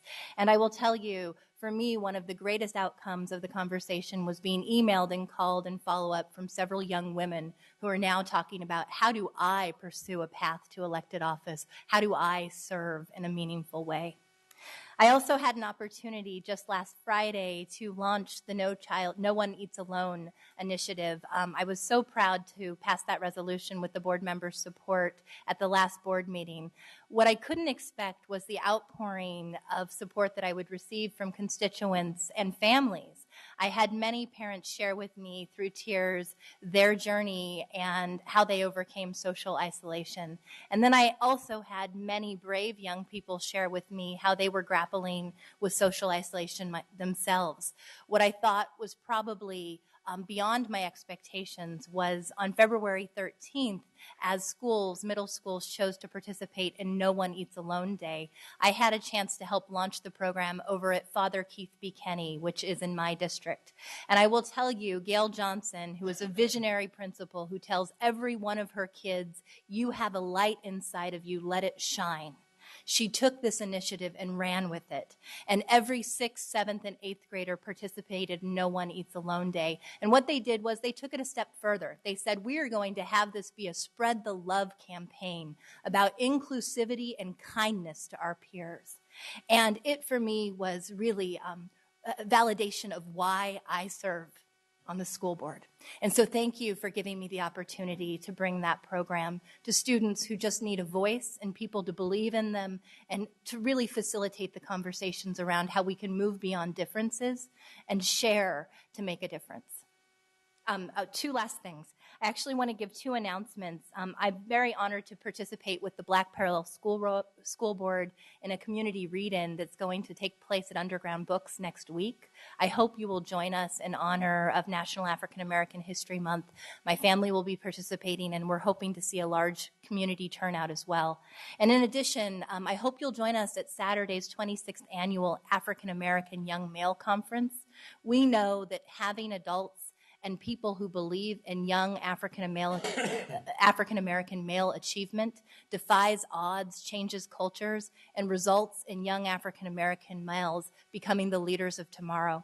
And so I hope that you will participate in Saturday's event at the Cerna Center. I think it will be a wonderful opportunity for involvement. Thank you. Second Vice President Hansen, then Member Rodriguez. Thank you.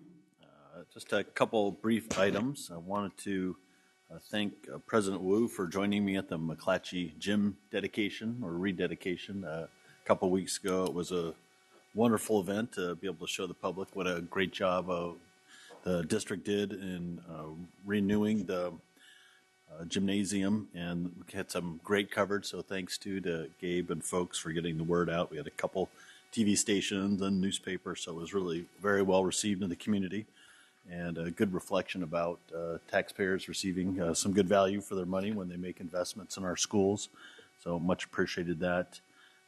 Also an announcement next Friday, and we can report back, but we're doing a tour of the Old Marshall facility, and I'm doing that with a fellow board member, Cochran. So we're going to take a look at that. We're very keen on trying to make use of our facilities. I think that's something that's really important, and appreciate the help of Jim Dobson and the facility staff in setting that up. And along that same line, we're hoping that we can keep moving along on the Washington Elementary School. I'm going to host a community meeting with City Council member Steve Hansen on March 12th, 6:30 p.m. at Washington Elementary School. We've been meeting with SCTA, and I appreciate Nikki and David and John helping facilitate those meetings so we can move forward and have a really good, positive outcome there and build a program that really is a destination school. I think that's really exciting, and give the community an opportunity to let us know what would be the best drawer of the students and families. And then lastly, had a great opportunity today to help the district out and to partner with a lot of folks. We met in the governor's office to resolve, hopefully, a long delayed payment of federal funds for reimbursement to the district. We're owed almost $4 million in delinquent funds for our Medicare and Medi-Cal matching money. So I've worked with Barbara Kronick and Kathy Bennett of our staff have been fantastic. Kathy's a recognized state leader on this very, I can't remember the exact word, but it's a very arcane, is a good word, thank you, federal funds. And the governor's office was very gracious of hosting about 15 of us today and they agreed to fight to double the reimbursement that they had originally had been proposed. And so that letter goes to the federal government tomorrow, and we're going to follow up with a lobbying effort with our congressional members. CTA has been a partner in that as well, so I appreciate their help in helping us. But school districts in the state of California are owed over $600 million. It's been over 3 years that this money's been sitting in the bank back in D.C., so that's exciting to be able to be part of that and help bring home the bacon here for the district. So hopefully that works, but we'll keep you updated. So thank you. Thank you, Member Hanson. Member Rodriguez? Yes, thank you again for a second opportunity. I did want to make a couple of other announcements. I want to publicly state how much I had appreciated the partnership that Dr. Hazel Mahone has also provided to our Sac City Unified School District. She does a wonderful summer program, and I was remiss to not include her in giving out resolutions this evening because she has done so much work for our children here with our district, and not just African American children, but for all children. President Wu, if it's possible, maybe we can also make a resolution for her and send it to her, or ask her how she would like us to honor her with that. Also, I'd like to thank the SAC Council PTA. Thank you. It was a surprise as well, a pleasant surprise to be given your certificate. And of all the certificates we receive, this one has a lot of meaning to me, and definitely it will be framed and put into my office. So thank you. Also with CAC, and I kind of going to shout it out here, but congratulations to Miss Angel for her recent promotion to management in the state of California. So congratulations. Thank you. One more thing. Member Ryan, I'd like to give her the balance of my couple of minutes that I have left. Wait a minute, this is your second bite at the apple. That was very kind. I just forgot one update that I really thought was important to share. I had the opportunity to meet with the Chancellor of Los Rios Community College District, Brian King, to talk about expanding our Pathways to Success partnership and commitment to honor that college pathway and create those relationships with our SCUSD schools at all Los Rios Community College schools. And so I'm very excited about moving that work forward, particularly because we know that a path to college and career lifts families out of poverty, increases high school graduation rates, and really can be transformative in so many young people's lives. Thank you, Member Ryan.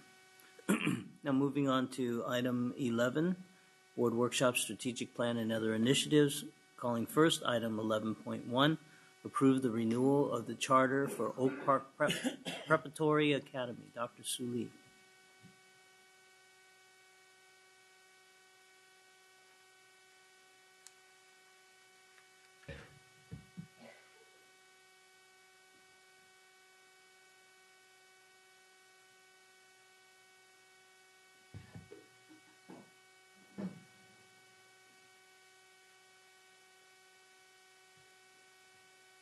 You want to move the microphone down, or we can get you a box?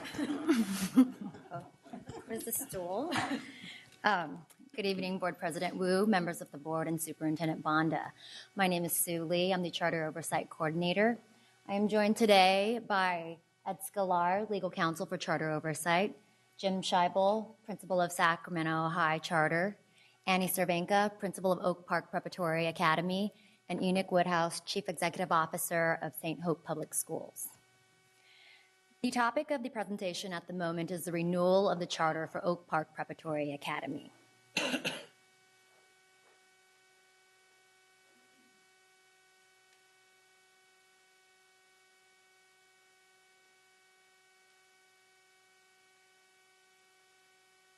Oak Park Prep's mission, as stated in the petition, is to educate 7th and 8th grade scholars to excel in a rigorous high school, succeed at a 4-year university, and lead in their chosen profession. The charter school currently serves about 135 students and is located at the Sakai campus. The petition for establishment was approved by the school board on October 6, 2011 for a 3-year term. The charter school opened its doors in August 2012. The charter school submitted its renewal petition on January 5, 2015, and a public hearing was conducted on January 22, 2015. The charter expiration date is June 30th of this year. Upon receiving the charter renewal petition, a district charter review team was formed to review the renewal application. The team consisted of 13 district staff members from 11 different departments and legal counsel. In order for a charter school to be considered for renewal, as defined by Ed Code Section 47607, after a charter school has been in operation for 4 years, a charter school shall meet one of 4 criteria. Oak Park Prep has not been in operation for 4 years, but they have met 3 of the 4 criteria by achieving a 2013 Growth API score of 887 and a 2013 statewide API rank of 9. Through their 2013 Growth API score and 2013 statewide rank, Oak Park Prep has demonstrated that they are at least equal to the academic performance of the district's schools. According to Ed Code Section 47607, the district shall consider increases in pupil academic achievement for all groups of pupils served by the charter school as the most important factor in determining whether to grant a charter renewal. For purposes of this section, all groups of pupils served by the charter school means a numerically significant pupil subgroup. Pursuant to Ed Code Sections 47605 and 47607, the governing board may not deny a renewal petition unless it makes written factual findings setting forth specific facts to support one or more of 4 findings. The charter school presents an unsound educational program for students. The charter school is demonstrably unlikely to successfully implement the program set forth in the renewal petition.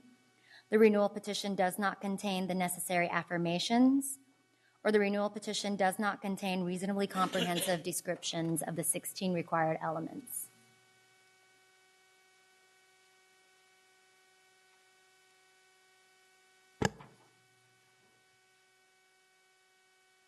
The charter review team finds that Oak Park Prep Academy meets all criteria set by law to be renewed. The charter has a sound educational program for students. The charter has demonstrated that they can successfully implement the program set forth in the renewal petition. The renewal petition contains the necessary affirmations, and the renewal petition contains reasonably comprehensive descriptions of the 16 required elements.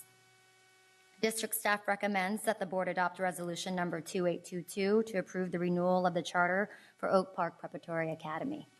Thank you. Thank you.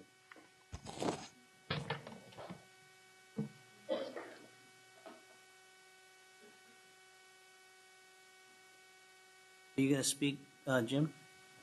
Okay. Before we take comments from the dais, we have public speakers. Yes, President Wu, we have 5 comments on item 11.1. I'll name the speakers. If you can please line up behind the microphone in the order you're called. Ronnie Chavez, Herman O'Berry, Marco Lopez, Annie Oliver, and Juan Vega.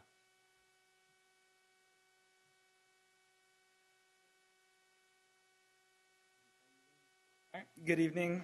My name is Ronnie Chavez, and I'm an ELA teacher at Oak Park Prep. I want to start off by thanking the district staff for the recommendation. I too agree.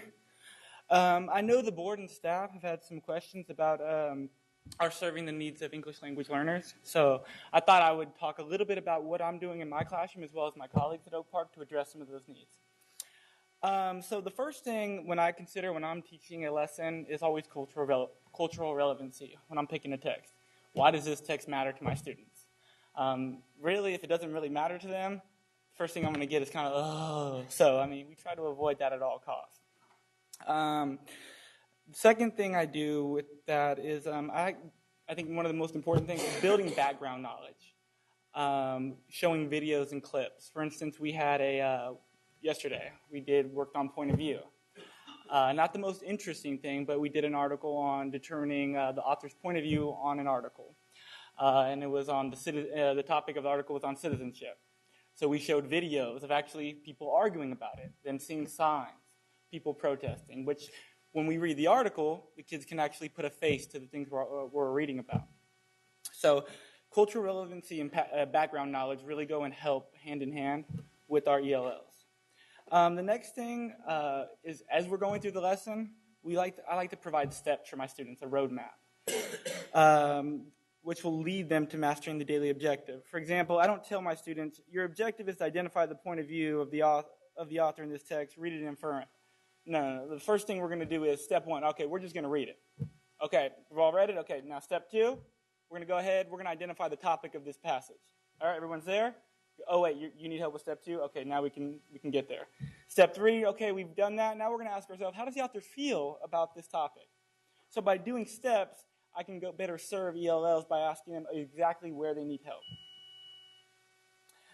Lastly, and this is my closing, as much as my thinking is important, throughout each class, before, during, and after, I try to provide students with time to talk. What is it called? And so, for instance, as they're going and they're talking, I can actually hear them. Are they using academic vocabulary? For instance, last week I heard a student say, or yesterday, say, I think the dude is talking about that their citizenship, everyone should have it. I know that as they walk out of that classroom, before they do, I want them to probably change that to the author, not the dude. And instead of saying thinking, I want them to say point of view. And if we can get that, and we can get to an answer along of, I think the author's point of view is so-and-so, I think we're going to be a lot better. So those are some of the ways we're addressing some of those concerns with English language learners. Thank you.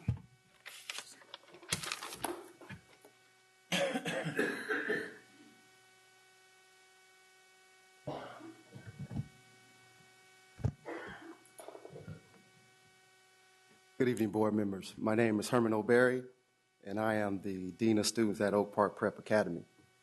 I would like to start by saying that we are appreciative of the district staff's partnership and the positive recommendation to renew Oak Park Prep Academy's charter. I would like to share just a few updates about our school culture. I know last time we met there were some concerns around our suspension rate. I wanted to share with the board today that we are actively working to decrease our suspension rate with the goal of keeping students in class and at school to maximize their learning potential and experience. We've already seen shifts in the culture at the school this year, and the data shows that we're moving in the right direction.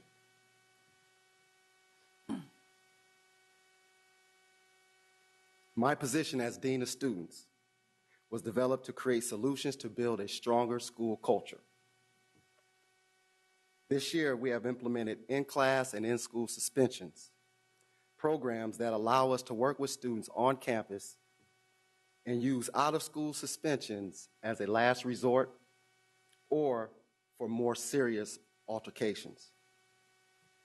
We do not suspend students for issues that can be remedied through our referral process and restorative justice.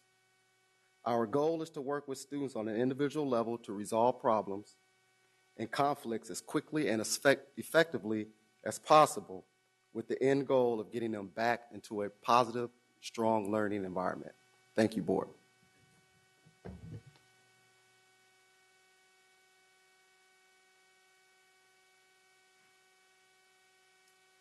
Good afternoon, ladies and gentlemen. My name is Marco Antonio Lopez, and I'm a student recruitment coordinator for St. Hope Public Schools. I'd like to begin by thanking the district staff for recommending approval of Oak Park Prep. My team and I heard you and the urgency and priority you place on serving all students in Sacramento, including the Latino community, my community. Know that I, along with St. Hope, share the same vision and objective in achieving this. Historically, our team has focused on recruiting 7th graders from all demographics. Within each recruiting class, we've at least had 20% of those students be Latinos. This year, we've doubled down our outreach efforts within the Latino community. Continuously, we're engaging, we're searching for opportunities to get our message across: quality education, accessibility, and opportunity, regardless of race. Over the past 3 weeks alone, my team and I have attended numerous events, whether they be African American, Asian American, mosques, faith-based organizations. Our message is the same: accessibility, opportunity, and the chance of inclusiveness. My team's sole goal is to educate families. Latino, yes. African American, yes. Asian American, yes. And any other subgroup that I might have left out, we continuously are outreaching, regardless of where they're at. In conclusion, we will continue doing this. We will continue engaging. We will continue providing quality education, regardless of where they come from, demographically, socioeconomically, and especially if they're coming from the Latino community. I thank you for your time, your efforts, and look forward to continued success. Thank you.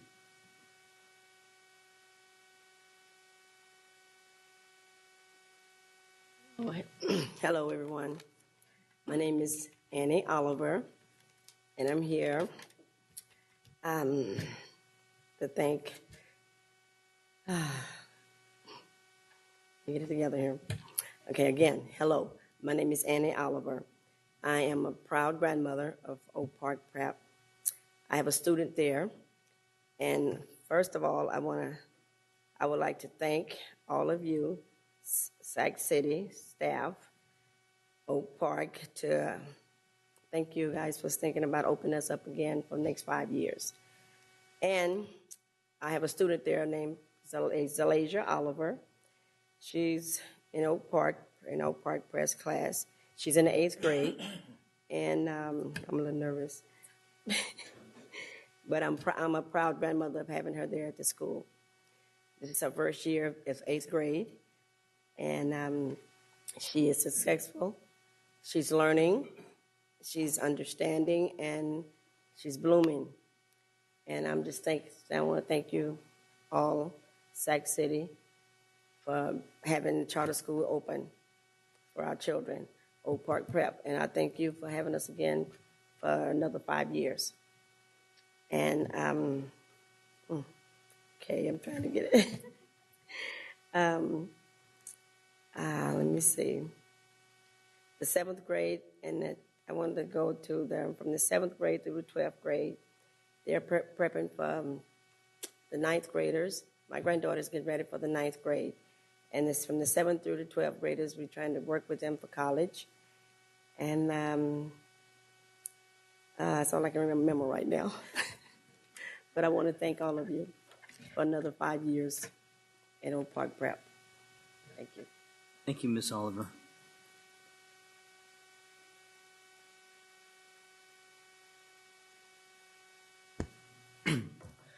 Good afternoon. My name is Juan Vega, and I'm an 8th grade scholar at Oak Park Prep. Thank you for voting yes and renewing my school's charter.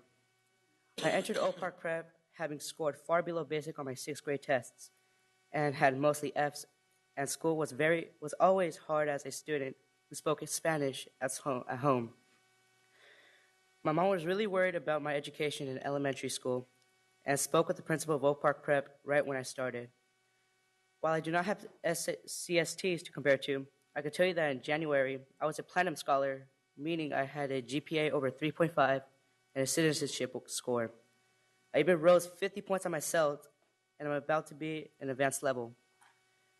I made this progress by focusing on more of my education than other stuff in life. I also got to tutoring and realized that the teachers care about my grades. In ELA classes, the teachers help increase my reading comprehension by breaking down key vocabulary. In elementary school, I never participated, but now my teachers encourage me to participate every day. Math was my worst enemy, but now it's not that hard. I am doing so much better because my teachers check in one-on-one with me, walk me through each step of the problem. They also answer all of my questions when I arise.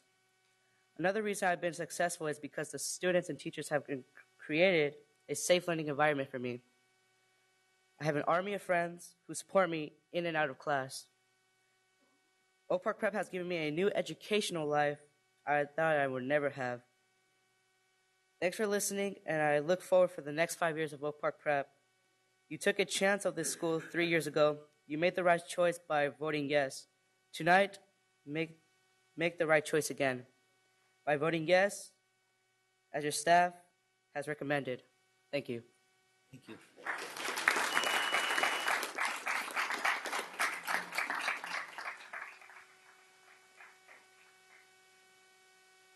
There are no more public comments on this matter. Are there any questions or comments from my colleagues? Member Cochran. So I'd like to start out before anything by letting you know that I had the pleasure to go to the St. Hope campus and also visit Oak Park Prep. And I would like very much to thank Mr. Scheibel and particularly Principal Cervenka and, of course, Mr. Woodhouse for being so welcoming. I saw an amazing amount of positive things on the campus. I saw love for the students and I saw support. And I have some comments, and I'll tell you straight up, they're criticisms. But it's not done in any way to belittle the program or to tell you something negative and then, wipe my hands and walk away.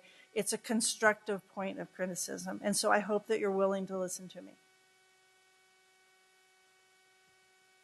So just to let you know my background, I'm almost 20 years I've been teaching EL learners. So I come from a point of view that is immersed in supporting people who have a language other than English who come to this country and who, in many cases, desperately need help.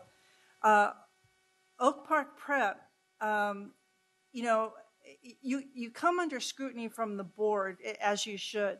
And the thing is all public schools come under heavy scrutiny. We have the parents, we have the students, we have the social media, we have governmental entities, we have criticisms from our staff. And so we, in traditional public schools, we have to take criticism and we have to be able to respond to it. So when you are being approved by the board, consider all of us to be a conglomeration of those entities. I really want to let you know also, before I say anything specifically, is that I really support schools that have high quality teachers, and I really push to have all schools have solid academic programs. And I think it's critical for charter schools to have the same. So when I look at the program and I looked at staff recommendations, I noticed that they gave you approval and they noted the areas. When I examined what I have to do as a board member, I understood the different areas that I have to examine, and one of them is educational practices. And so I want to discuss with you tonight about some of the learning opportunities that are afforded the wonderful students, the scholars at Oak Park Prep. One of the things that concerned me when I went through the campus was the lack of higher level academic learning. We have a campus here in Sac City who has a GATE program and has struggled with the way that they run their own GATE program. It's in this campus, when you have children line up on the school ground, you can see a line of white children and a line of children who are not white. And the white children are in the GATE program, and the children who are not white are in a not GATE program. This problem has been addressed, and there's more integration and opportunity going on for all the students to participate in that program. I don't see a GATE program at Oak Park Prep. I don't see an honors science. I don't see an honors English, an honors history. I don't see a band, a choir. I don't see art classes. These are things that aren't offered fully at every middle school in Sac City, granted, but when it is available through certificated teachers, you have a full classroom, an hour a day with these types of programs, and I'd like to see that happen at Oak Park Prep. Now, Ms. Cervenko has told us, about Enrichment Wednesdays, and I think that that's a wonderful thing. But when staff did the research, I don't know that I actually saw included in the report what exactly that was comprised of. So I'm concerned about that. And one of the things in particular is that it occurs on a Wednesday when the teachers, I think, have a time to get together to have some learning opportunities and some time for preparatory. And it's wonderful to have an Enrichment Wednesday, but it has to be meaningful, particularly if you don't have any other program except basically remediation programs at Oak Park Prep. One of the things that really concerned me when I looked carefully at, I believe it was your handbook, is that students can be denied participation in the enrichment if they are deemed to have a discipline problem. They're separated out of the enrichment classes, and they're put into a class where they have remediation, I guess. And I'm a teacher. I know this happens. But the goal is to have every student stay in every class as much as they can. And since enrichment only happens on Wednesday, and if you're separating someone out who has a discipline problem, you're denying them the very small amount of extracurricular or enrichment activities. So that's one of my concerns. And now I'd like to talk about the EL situation at Oak Park Prep. So, you know, you don't have a large EL population. You just don't. And I don't even think you have any beginners. You know, I didn't see any, and when I looked at your stats, I didn't see them. But that doesn't mean that people who are classified as EL learners don't deserve the same types of benefits and the same types of instruction opportunities that are available in public schools. So when I looked at this school, I asked myself, in the St. Hope program, is there an EL coordinator? I don't think there is. I don't think there is one at Oak Park Prep. Does your school have an ELAC committee? Do you participate in our DLAC committees? Did you have an EL program plan for the 3 years that you've been open? Now, our staff did, you know, a lot of good research and asked a lot of really hard questions about it. But they looked carefully at your program and they asked, well, what kind of EL instruction are you doing if you haven't had a plan for 3 years, if you don't have a coordinator, if you don't have actual EL classes? And the response was that you have a SIOP program. And I know what a SIOP program is because I have been teaching EL for almost 20 years. But for those of you who don't know, it's a very specific program, a lot like SCUSD, which we use in our district and in many other districts. And when you do classroom walkthroughs, you can very clearly see it. And I visited Oak Park Prep, didn't go into every classroom. And granted, it may have been present in other classrooms, but it's very easy to pick out with posters, manipulative, realia, and the way that lessons are presented. If you're going to use a SIOP program, you really have to use it. You can't just come back and say that, oh yeah, we use it, that we have these techniques. I have to ask you, have you been trained by SIOP trainers? Pearson's has them. California Applied Linguistics Organization has them. Trained people can come to your school and they can actually show you how to do these programs. And it would be advisable, especially since if you're going to have EL students. So, excuse me, as it goes forward, and you're most likely going to, be granted the approval to go forward, I really am asking our staff to make sure that these practices are put into place and they really are carried out, because you can't say you have a full program that serves all students if you don't have these components. The other thing is are you serving the neighborhood? Do you reflect the population of Sac City with the population of your school?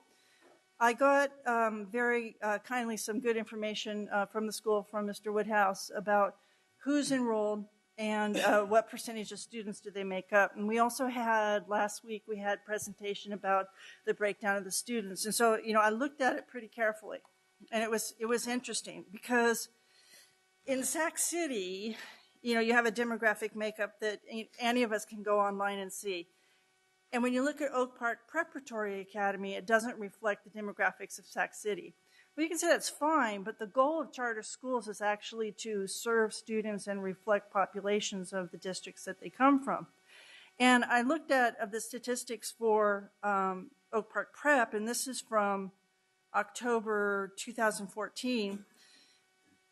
And there are no Pacific Islanders, there are no Filipinos, there are no other, quote unquote, other non-Hispanics, although I'm not really quite sure what that means, but there are 3 Native Americans, there are 2 Asians, 28 Latinos, 4 whites, and 98 Black African Americans. My problem here is that this doesn't reflect our community. We are a multicultural district, and it's really important, like your recruiter has said, that you've got to get people in here that represent the community. Right now, you don't have it. The other thing that I want to point out is that the information that you gave us that reflected the 2014-2015 enrollment from the initial packet that was presented at the last board meeting, you have listed here other as Asian, Filipino, and Pacific Islander, and you call it 4%, but you only have two students who are currently enrolled, I believe, who are actually Asian, and that's not 4% of your population. That's 2 point something. So the stats don't match up. And it's not that egregious. You know, it's probably a numbers problem with punching something in. But the point is you're not serving the community that's around you, and you're not equaling the demographic of Sac City, or at least attempting to reflect it. So those are my comments, and I'm just going to wrap up by saying I'm looking out here at people who love and care for their school, and I'm looking at people who, like me, want equity and want our children to have the best education. So if you have an open mind and you ask yourself, is Oak Park Prep doing the best job it can? You have to answer that question honestly. Thank you. Thank you, Member Cochran. Second Vice President Hansen. Thank you, President Wu.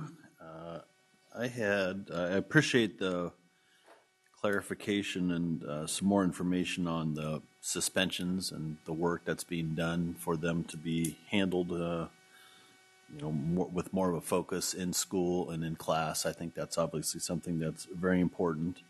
And I'll just mention something again I said before, but the idea of charter schools and why they're authorized in the state of California is to be an incubator, to be a laboratory for learning, to provide opportunities for traditional public schools to learn from the work that you're doing. Vice versa, the work that we're doing in our schools can provide, I think, a good role model to help better your programs. I think Board Member Cochran had some good ideas there of something that definitely add to the curriculum and the content. And just to toot McClatchy's horn, like I like to do, in the last 3 years, they've had a 42% decrease in their suspension rates. So they do a lot of that work of the in-school and in-class suspensions, and I'm sure the principal and the staff there would be happy to spend some time with your staff and show and model some of the things they're doing to help you, so you don't have to reinvent the wheel, and see what's been successful there. I think there's similar demographics, and I'm sure the problems that everyone faces at high schools are very similar. But I appreciate you addressing that. That was an important issue for me, so thank you. Member Rodriguez. Thank you, President Wu. Excuse me. My allergies are starting to act up again. Okay, so first I want to thank Mr. Woodhouse. Thank you for reaching out several times. I do apologize, I could not make it, but I really appreciate the outreach, the constant reminders, and the communication. And thank you, Mr. Scheibel, as well, for having conversation with me and always keeping me in the loop of everything. So I also wanted to express my appreciation for those who came forward today and provided comments. I like seeing that, in that we excited, or I guess incited something within that it was that important for you to come and advocate and clarify some of the issues that I had brought up at the last hearing when we had this item before us. It does give me a sense of comfort to know that it is on your radar, and that there is some passion, especially from Marco Antonio Lopez, that maybe that's it, maybe the acknowledgement from a different body is what was needed, and that's what we're here for. When I was on this board when we approved this charter, and I specifically had asked for something to be focused on. And I don't forget those types of things. And it's not that we are here to ding you. We're not here to, always look at fault, but we're here to help guide. And it really does please me that you all came forward today, and that you took the time So, and I just have a personal question for you. Is your husband, are you married? Is your husband Pete? No. Oh, okay. Okay. I know another Cervenka. I know another Cervenka, so yeah. Pretty high ranking person too. So actually, he was like technically my boss. Yeah. So I knew he was married, and I think his wife teaches or something like that. So I was putting the connection together. Sorry, Brian. You guys might be related, though. Not too many of your last names around. So, but thank you again. Thank you, Mr. Scheibel, and thank you, Mr. Enoch. Member Ryan. Thank you, President Wu. So when we last met, I obviously asked some difficult questions around some of the suspension data and around the demographic shifts that I saw occurring, particularly for the Hispanic population. You know, being that I represent the area, it's incredibly important to me that Oak Park Prep reflect the diversity of the community. I'm proud of the African American achievement that I've seen, and I don't in any way discount that. I want to see, and I think that you have put forth a good faith plan for recruiting and ensuring that we have a stronger Hispanic presence on that campus. I will say I also brought up the issue of parent involvement. As you know, Public Advocates put out a report a couple months ago really highlighting practices both of charter and magnet schools requiring parent participation. And it was disheartening because often the language that's reflected on websites and outreach to parents makes parents feel that if they fail to contribute those hours, they will face disenrollment and there will be ramifications. So in the charter renewal application, the staff did note, establish a baseline of parents who complete at least 10 hours of school service a year and increase the percentage of parents completing service hours annually. Now, it doesn't say this is a requirement, but I want to make sure that in communicating that to families, it is made clear that family involvement is critical to promoting a school environment that helps students succeed, but it is not a condition of enrollment or re-enrollment. I also just wanted to say, and I'm going to go ahead and call out one of the smartest parent advocates I know, Terrence Gladney, who sent what I thought was a beautifully worded email, really questioning the level of scrutiny that many of the board members provided in the last meeting. And I think we were doing our due diligence in asking those tough questions, because when it comes to our students, there is no difficult question that should be left unasked. But I will say what Terrence said resonated so much with me, and thank you for having the thoughtfulness to send it. He said, in the end, a successful student, whatever school they attend, is a blessing, a benefit to our community and the world. And I see that firsthand. I see that because I have neighbors who attend Oak Park Prep and attend Sacramento High School. And frankly, at the end of the day, when I see so many of my neighbors becoming statistics, I'm very proud to see them successfully completing and achieving beyond expectations. Thank you.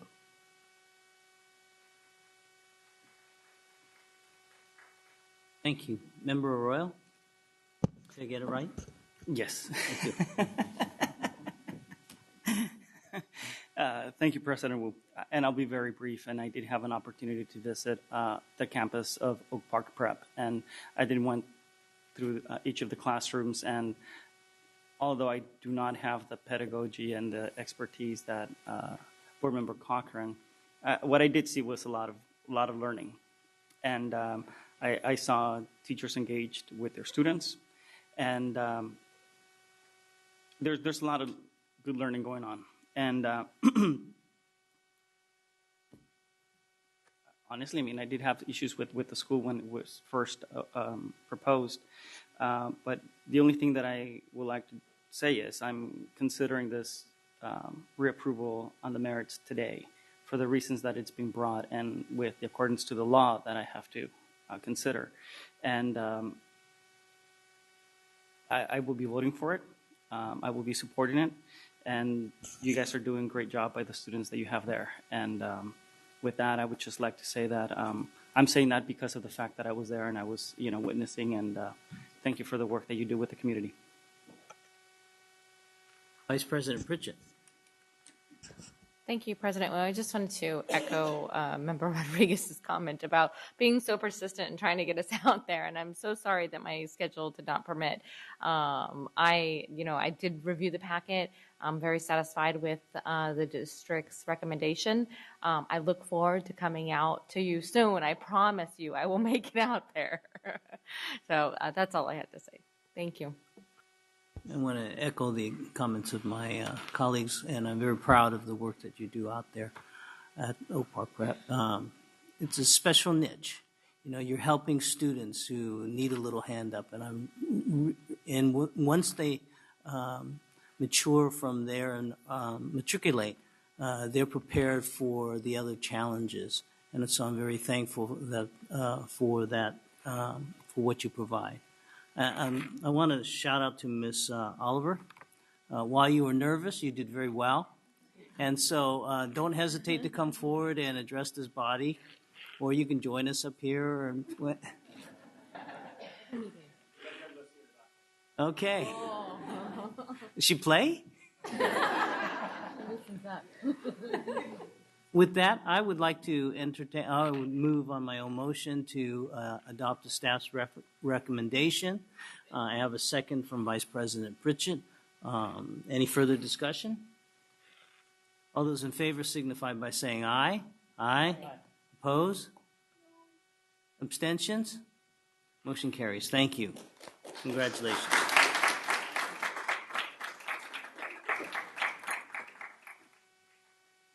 Moving on to item 11.2, approve the 2015-2016 budget reductions.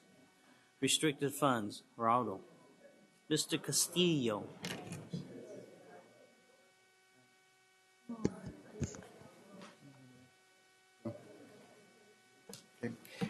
Good evening, President Bush, Superintendent Banda, members of the board.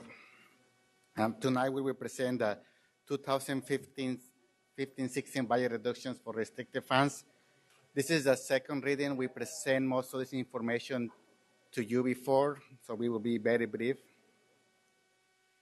We will cover tonight the California outlook and what it means to Sacramento City Unified School District. We will explain the difference between restricted funds and non-restricted funds. We will explain Quality Education Investment Act. We will go over the recommendations, how we will help the schools that are losing QIA funds, and finally the recommendation.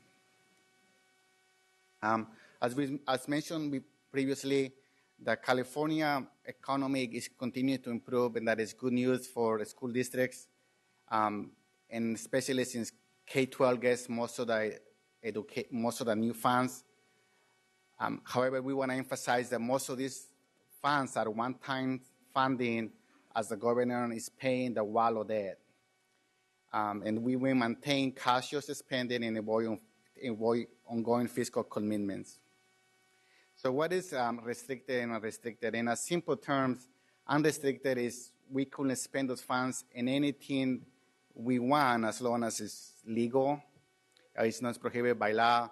When restricted, we have to spend it according to the law. So there's some restrictions on it, such as QIA.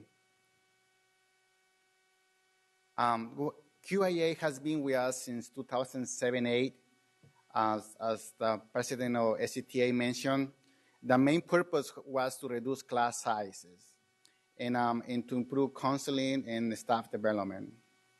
And this is tied with a settlement with the SCTA, so it meets all the Williams settlement requirements.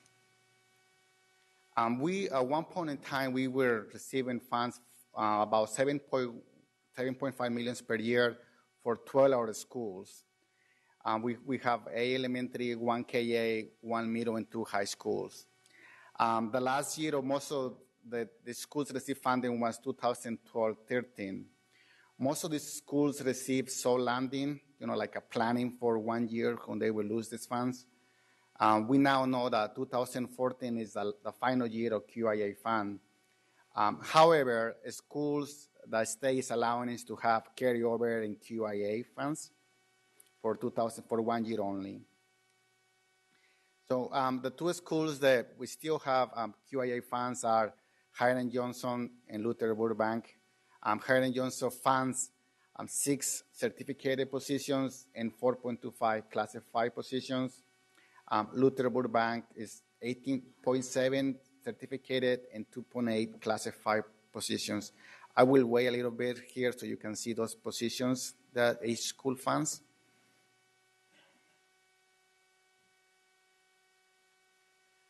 So the recommendation to help the school that losing QIA is to help them like a soft landing like most of the other schools did.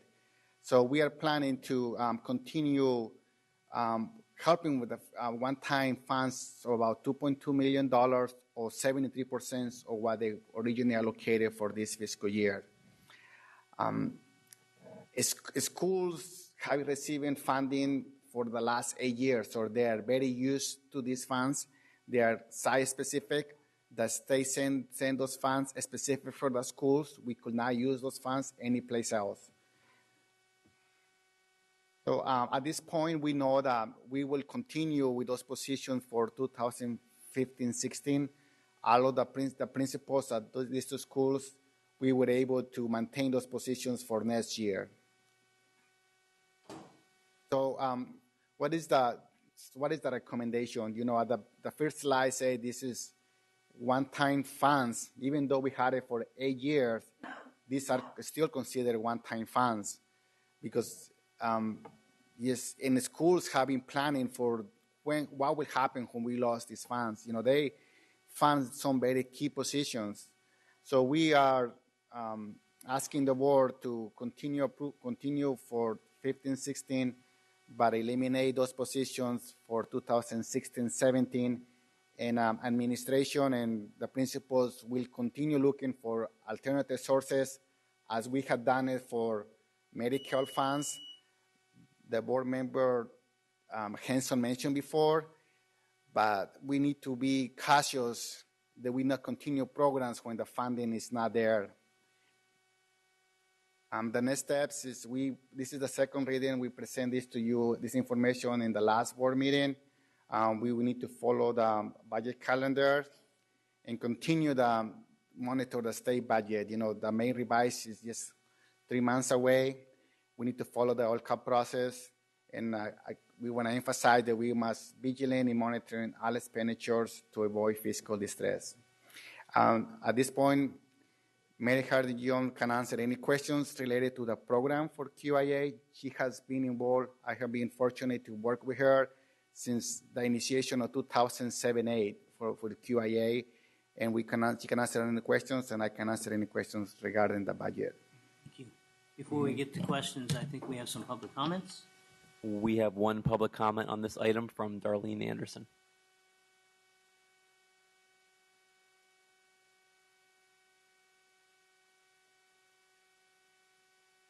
My how time quickly flies. I was one of the parents involved in the QEIA funding process, and it was at Mark Twain.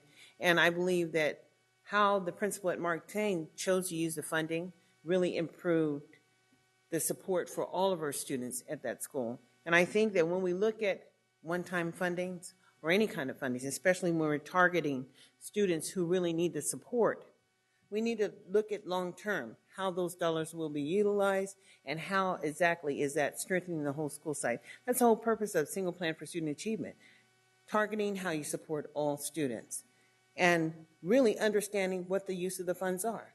This money just doesn't magically appear one day and disappear the next day. A foundation of public district to provide services to all kids. It's the board's responsibility to ensure that all kids are targeted. And if the board's not doing that, the board's not doing its job. That's why we elected you. So when we have students who are not meeting the objective of the public school, it's a problem. And it's a problem for our local community. It's a problem for our law enforcement. It's a problem for our prison system. And it's a problem for people having served time in this district. It's almost like being, you guys probably seen the movie 12 Years a Slave, being enslaved to this district for 12 years and coming out and going to prison or going to jail. Because just because you're here doesn't mean that you're engaged in the process. It means that somebody has a job and they're ensuring that their jobs stay, but these children are not being successfully supported. I think the board needs to understand that the single plan for student achievement is real, the data needs to be monitored, and all students need to be making success. These positions, campus monitor, family advocate, in-house suspension, parent advisor, gang prevention, all these are supposed to do with how that plan works at the school site. And I think we need to take another look at what we're doing and how it's working. Thank you. Thank you. Any further? Any comments or questions from my colleagues? Member Rodriguez. Thank you. I'm not sure if this is a question that you would answer, Geraldo, or maybe Ms. Harden-Young. You know, when the schools that were QEIA funded, and they were allowed to have that 1 year of soft landing funds. What happened with Luther Burbank and Hiram Johnson? How come they didn't take advantage of that? Yes, because those schools were still meeting the requirements for the elementary schools. The class sizes had to maintain 20-1 for those schools. And at that point in time, when the state cut district funding in the general fund 20%, the state say, you know, we realize that you cannot maintain these class size requirements anymore, and the state has to pay the money because it's part of a settlement. I want to add something that the SCT president mentioned. So they have paying it through the emergency repair that we have received, like about $20 million. So we received some of those fundings. It's still part of the settlement. The Governor Davis said we had to pay these funds to the districts. So they are giving us the funds, some of those funds in a different way, because CTA will not allow the governor, this is a certain amount of money they need to pay. So I know I went over the answer a little bit more, but I mean, that's because the class reduction requirements cannot be met anymore. Mm-hmm. There was conversation about QEIA ending. And I recall that conversation over a year ago. Yeah. Even before I brought it to your attention about Luther Burbank and the impact that this was going to have upon them. So he has to respond to that. Yeah, it was American. Yeah, it was. We were expecting to be last year of funding in 13-14, and then it was at the last the governor budget. They extended one more additional year for certain schools. So we were 13-14 was we expect was the last year, but they extended one more year. But right now they made it clear it's not in the governor's proposal. So this is the last year. You need to add anything on? The only thing I would add is that Luther Burbank and Hiram Johnson were lucky enough to continue to make their targets throughout the end, so they were able to benefit from the funding every year. But now the funding is gone, so there's no funding left for that soft landing. So they have carried over as much as they can for next year, and what we're going to make up for is a little bit more so that they can have a soft landing next year, like the rest of our schools did. So if this was 13 and 13-14, which was last 2 years ago. Yeah. The conversation was taking place that was going to be the last year. So here we are in the 14-15 school year, budgeting for the 15-16 year. It would make a lot of sense to me that when the school is coming into the budget office to create their budgets, wasn't there conversation happening there about this? Yes. And what happened? Yes, it was. I was in those meetings, and I think Mary was in one of them. So we actually planned for this. You know, a lot of times say we would allow, we will not happen in 15-16. We need to have as much. It's one of those areas where the carryover is planned, so we could continue at least one more year when the schools have other resources, so we can continue allow for. So yes, so it's a plan of, I would say it's a plan of 2 years, and the area superintendents and the principals say this is what we think we need to do for at least to extend it one more year. So that's. And then my last question is, what does the greatest impact is going to be with Luther Burbank? So what does Luther Burbank look like in 16, 17? Or, I mean, we're talking layoffs even as soon as this year. So what does it look like for next school year? No. Staffing. For next year, so for next year, it looks really close to what we have this year. For the following year, for 16, 17, is where we don't know how it's going to happen. What happened to the other schools, they lose QIA funded, their class sizes increase similar to those schools that did not have QIA funding. We were in a different budget situation. So I cannot tell you what's going to happen for those schools yet because we have to have a process about what we're going to do for them for 16, 17. So it would give me more comfort in knowing that the conversations are happening now about what's the alternative, because either way, we're still going to have a similar type of population at those two schools. We're going to have the similar type of need that we have today in the future. So, if we're not having those conversations now about what's Plan B, then when are those conversations going to start happening? We need to follow part of the LCAP process. I think I can respond to you about at this point in time. If we allocate, we could do that. It's the board's decision. If we allocate more funds to another school, that means other schools are going to get less. There's other schools that have the same similar population as these two, and it's not for me to decide if they will continue or not. It's just, that's the conversation. I'm sure they will have many conversations at different levels. What will happen for 16, 17? Under LCFF, money follows the child. Yes. Mm-hmm. Mm-hmm. So are you then, with the statement that you just made it sound like then the district is going to take funds from another school or lose some funds from one school and another school is going to gain them? If you have this population that's in existence right now, couldn't you use that population to make some type of projection out into the next couple of years in terms of how much dollars you're going to get per head? The formula is there.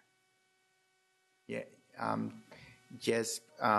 We follow what you're saying. The funds, the LTFF funds, students, we allocate those funds for the unduplicated district-wide throughout all the schools.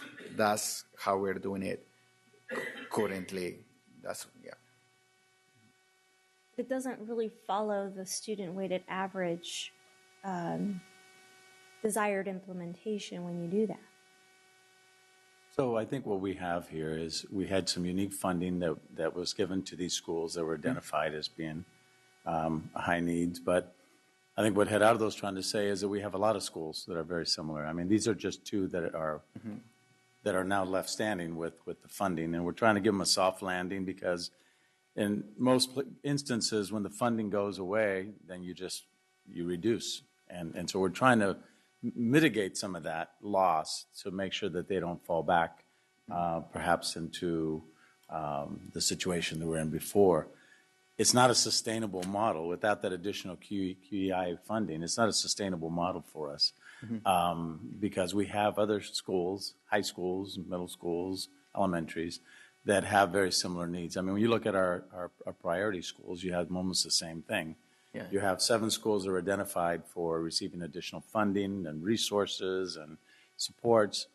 But then when you think about it, there's really more than just 7 schools across the district that have very similar needs. And that's the challenge for us. That's the challenge for the board. It's a challenge for the leadership is how do we provide adequate resources and supports for our schools when all of the schools are potentially high needs. LCFF, I think what that did was able to bring more money into the district.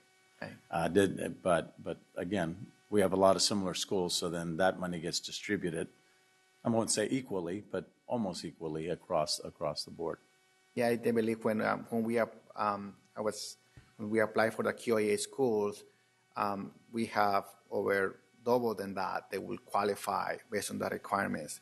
The state only fund those A schools, but yeah. So how we allocate the funds could be decided. It's not for me to say. I think the superintendent covered it very well.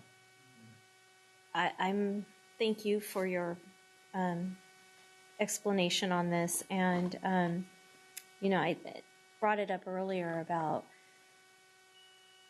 the district needing to provide some more information and some clarity around LCFF, LCAP, and budget.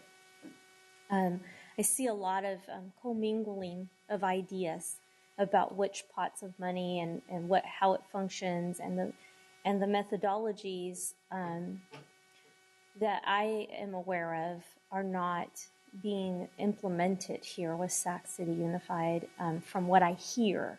Now, when I see it, it might be different, and that's a conversation we will have. But I don't have a level of comfort right now, just by hearing what I'm hearing, that the desired implementation from the Prop 30, from the LCFF, is that money follows the child.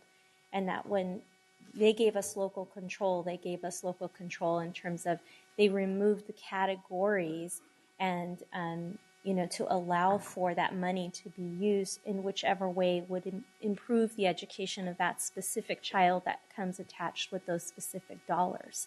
It's not for us to say, well, we have 7 schools with that similar need, and we're going to distribute it equally to those 7 schools, or we're going to figure out a formula to distribute it out to each of those schools. That's my understanding of this. I may have a different understanding, and that's something that maybe you and I can talk about offline. Don't want a response right now. But my understanding of this is that that methodology needs to be kept in its holistic manner, and so that we have the true benefit for every child that is in attendance that qualifies for those certain categories that are there. I look forward to our conversation in the future. Sure, but just to emphasize, we're talking about QIA. This is completely separate, and then the LCFF funds very targeted for the schools. I understand about the QIA and that no longer being available, but my line of questioning was, what does Luther Burbank and what does Hiram Johnson High School look like in 15, 16, 17? Because those are the years where we will not have QEIA funding. So I'm changing the conversation away from QEIA. I understand that we're going to do a soft landing. I appreciate that, and I said I appreciated at the last board meeting that we're going to provide soft landings. But without having these conversations early on about what is our plan to keep these schools holistic, it concerns me when we're not using the benefit of the LCFF in the way that it's structured, so that we can take an innovative look at these schools to see how can we keep them in their fullest, in their whole. Because if we use a different set of criteria in our methodology, we might see that school would benefit more from using that methodology, and therefore we don't need to kind of shift things around. So just things to consider is all. And this is a deeper conversation, and we'll have to have this offline. Well, I also want to add that we've had preliminary discussions around developing potentially a weighted staffing formula, something like similar to what other districts do, urban school districts do, where it's based more on need. You don't want it totally out of balance, but there are going to be schools that are going to have potentially more needs than others in terms of higher EL population, higher SPED, kind of like the LCFF model does, but more local in terms of funding individual schools. So we have had those discussions. It's not an easy thing to present and implement, but it's something that we're definitely looking at. Mm-hmm.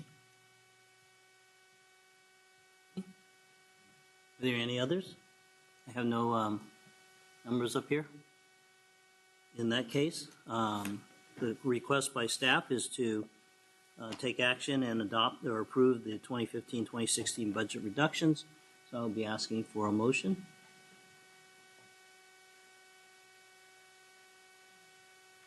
Vice President Pritchett moves. I'll second. All those, any further discussion? All those in favor signify by saying aye. Aye. Aye. Opposed? Abstentions? Motion carries. Thank you. Thank you. Item 11.3, monthly facilities update.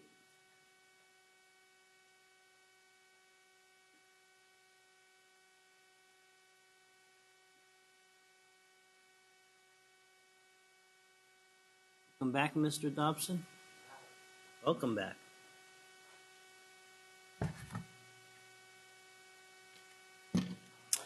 So good evening, President Wu, board members, and Superintendent Banda. This month's facility update will highlight the district's continuing support of green school teams and our Project Green program. In 2013, schools applied to participate in the program. They completed a green school audit survey. Students identified opportunities to improve energy and water conservation efforts at their schools. Students began working on their presentations and showcased their projects on April 22nd, 2014, and awards were announced in May of 2014. Since that time, district staff have been working with the school sites to secure quotes, architectural services, DSA approval, and ultimately board awards. So we'll go through some of the projects, have a few before pictures and a couple after we'll highlight for you. So our first one is Bret Harte Elementary School. They were awarded $120,000 in the project. This will be a summer 2015 project for them. We will be adding solar tubes in up to 4 classrooms. With the solar tubes, in many cases, the teacher can actually leave the classroom lights off, reducing their electricity usage. The next project is Phoebe Hearst Elementary. They were awarded $100,000. Again, that will be a summer 2015 project. We'll be adding new flush valves in automatic hand dryers, thus reducing our water and paper towel consumption. We'll also be adding up to 2 hydration stations for the school. Crocker Riverside was awarded $100,000. Again, that will be a solar tube project to add solar tubes in 4 classrooms at that school. David and Lubin Elementary, they were awarded $75,000. This will actually be an LED lighting and occupancy sensor program in the cafeteria. LED lights have a lifespan and electrical efficiency that is several times better than incandescent lamps and significantly better than most fluorescent lamps. Unlike most fluorescent lamps, LEDs will come to full brightness without the need of a warm-up period. West Campus High School was awarded $75,000. Their selection was for hydration stations and automatic hand dryers. We'll be installing up to 3 hydration stations that will allow students and staff the ability to refill reusable water bottles and diminish the plastic waste. We will also be adding up to 3 sets of hand dryers throughout the campus. Kit Carson was awarded $75,000, and they're seeking to add an outdoor learning area and amphitheater. It's anticipated that this project will be a 2015 summer project, but will need to be coordinated closely with the school's core academic renovations projects that are in the design phase currently for Kit Carson. Isidore Cohen, they were awarded $50,000, and their project is to transfer the irrigation supply for the front of the school onto a well water system. This will allow us to cancel the water service from the County of Sacramento. Caleb Greenwood was awarded $50,000. That was skylights for their multipurpose room. That project was actually completed last summer. A. Warren McClaskey Adult School was awarded $50,000. We replaced old inefficient window air conditioning units with new efficient central units, and this project was completed over the winter break in 2014. Camellia Basic awarded $50,000. This project is scheduled for March of 2015. We'll be repairing irrigation lines and creating an outdoor learning center for them. Albert Einstein was awarded $35,000. This project is scheduled for the summer of 2015, and this is another site that we will be creating an outdoor learning center for them. C.K. McClatchy High School was awarded $35,000. This project was completed over the winter break. It was an energy management system that will be used to centrally control devices such as the HVAC units, but it can also control lighting systems across multiple locations. Luther Burbank High School was awarded $35,000. They're scheduled for the summer of 2015, and this project will be to remove the existing overgrown ivy out in front of the school and upgrade their irrigation system. AM1 Elementary School. This was a $35,000 LED project. They will be adding LED lighting to the library and some of the classrooms. New Technology High School, $35,000 for hydration stations. We'll be installing 2 hydration stations for them at that campus. Sutterville Elementary School is a $25,000 award, again, LED lighting. They'll be putting that in some of their portable modular classrooms. Matsuyama was awarded $25,000, again, another LED lighting project, and that will be for some of the student restrooms. Pacific Elementary was awarded $15,000, and that will be for 4 new automatic hand dryers in the restrooms. Just for your information, I did provide a copy of this year's Project Green flyer. Interested schools are currently working on their green school audits, which are due March 30th of 2015. Student teams will present their projects on Earth Day, April 22nd, 2015, with awards being made in May of 2015. I'd also like to double check at the last board meeting, there was a request for a list of real property. I believe that information has been provided to the board. It should look something similar to this document. Hopefully you did receive that. Also, wanted to let you know that staff has met with 2 of the 4 organizations that have submitted facility reuse proposals. 1 is scheduled for next week, and the last one is being scheduled. So that actually concludes my formal presentation. If you have any questions or feedback, I'd be happy to respond. Vice President Bridget. We have public comment? No. Thank you, President Wu. I have a quick question. There's been many times on this board where we've gone out to schools and cleaned up areas that were like unsafe for kids to walk and scraped sidewalks, especially in Member Rodriguez's area. And I'm just wondering, when coming up with the next ones that are awarded money, is that something that this Project Green could pay for? If we can figure out how to put it in the language, but probably not. General cleanup would not be green. That's it.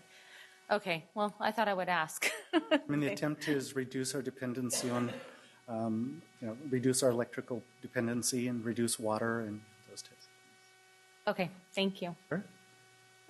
Member Cochran. Just briefly, I want to thank you very much. What our schools look like physically has such an impact on the children, and I think the projects are wonderful. I look forward to their completion. A question, it's off topic, but have you or staff had any exposure or read about Antioch school system and their conversion to solar school-wide? I have not. Okay. I'll be sending you a copy of an email that I sent to Superintendent Banda. I think it's worthwhile to look at. Perfect. Great. Thank you. Thank you. Look forward to it. Member Ryan. I just had a brief question. I wanted to know how this Project Green request for proposals was outreach to schools. And I'm curious as well, how many applicants did you actually get compared to the number of schools that were actually awarded? The outreach effort, I know that there are flyers that went out through the principal bulletin. At the time, forget her title, our Director of Sustainability, Farah McDill, did a lot of actual personal visits to school sites, encouraging them, helping set up the green team audits for them. This is, I think, our third year of doing this, so it's become an annual project, and now the schools are kind of expecting to see that. I do not have the information on exactly how many participated, but I can get that for you. I would love to get that. And just one last question. Since this is the third year, did you note after the first year if there weren't applicants coming from high poverty schools or high poverty areas, and then make a concerted effort to ensure that they were getting the support they needed to apply moving forward? We certainly have reached out to those schools, and we've always looked for a championing to take on the project there. Hasn't always been as successful as we would like it to be, but there's certainly more opportunities in that area. Okay, thank you. Member Hanson. Thank you very much. This is a great project. I think all of us are probably big fans of the Project Green, so I know I would be interested in attending a portion of the presentation on Earth Day. So maybe you can do, where's that going to be located? Where are they going to do the presentations? And the time, do you have? I know it's on April 22nd. I'll find the time and the location. Okay, and forward that to us. That'd be helpful. Appreciate that. I don't have a list of the property, so I don't see that here. It's not in my board packet. It's not here, so I don't know. BC last Friday. Oh, was it? It was emailed to us, so it's part of our B. Okay. Maybe you can send that as a separate to us because last week's board communications on Friday. Missed that. My apologies. Then I had a separate question. I see that the Cal Middle School. We talked earlier about the person that was selected to do the services on that. So, because that's a project that breaches, goes over the $1 million mark, that's obviously under the project labor agreement. Do we know if the attachment A has gone out to our labor partners on that project? I know before the rub was that it's the responsibility of the contractor who's doing it. That's not happening. And Kathy mentioned that that's an oversight, but we should make sure that it's being done. So I'd like some confirmation that it actually has gone out. We did meet with the representative, and I will actually find out the day that it went out and provide that information for you. Great. That'd be really helpful. Appreciate that. Thank you. Thank you. Member Rodriguez. Good evening, Mr. Dobbs. How are you? Good. How about you? Good. Just like a follow-up to a question that Member Ryan had. So the schools that are located or have the circumstance of being more in a high poverty status, there was no concerted effort to go in and support the team of students to apply. Is that what I'm hearing? Well, we didn't support any of the schools. This was supposed to be a champion at the school site and a student-led and driven project. One of the things that we have thought about doing is maybe pre-packaging some concepts and some projects for them so that they didn't have to come up with those on their own, and that might be a way for schools that might feel challenged to do all of the work on their own might be able to compete a little more effectively in the program. I must say along the line of that thread and thought that I'm disappointed to not see fantastic work that our Luther Burbank High School students did not too long ago here. They came to our board. And I remember one specific thing was to get a new pump for the pool that would cost money. I mean, that would save us money in the long run. And it was the low cost of that as well. So they already did like an energy survey on the school. And when I see the project being of irrigation, I think that, it could have been packaged into a greater proposal and that school could have been helped in a greater manner.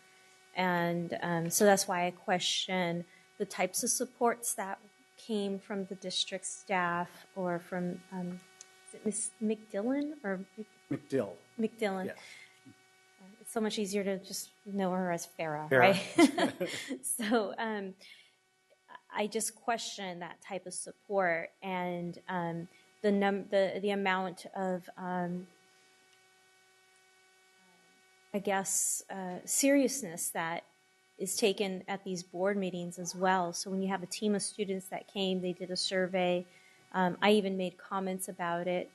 And, here we are. There was money to make the project a reality for the school, and it got overlooked again. That's just my question on that. When I'm reading this, did this by any chance get to board members, this application, like as a what's up, like, hey, this went out to principals for your schools to apply? Yeah, I don't know the answer to I that. believe so, but I can check on that. Okay. Because I think that would have helped as well. If it would have hit one of our radar, we would have been able to work with our schools, that we find that are most in need. So those are my comments, and I do want to thank Vice President Pritchett for mentioning the neighborhood cleanup. Yeah, I know it's a deep concern. I have to say though, with that is our facilities, thankfully, even that they're located in these neighborhoods, our facilities are being kept up.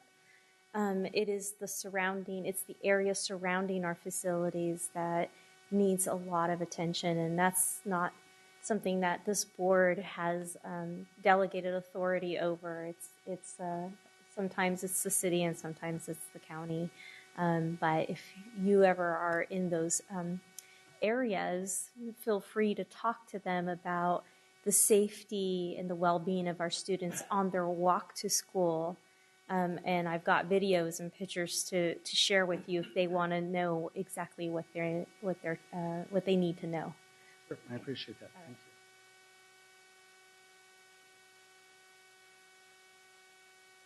Thank you, Mr. Dobson, and that's all the questions we have. Thank you for the information. Moving on to 11.4, Arts Education Update. Dr. Taylor.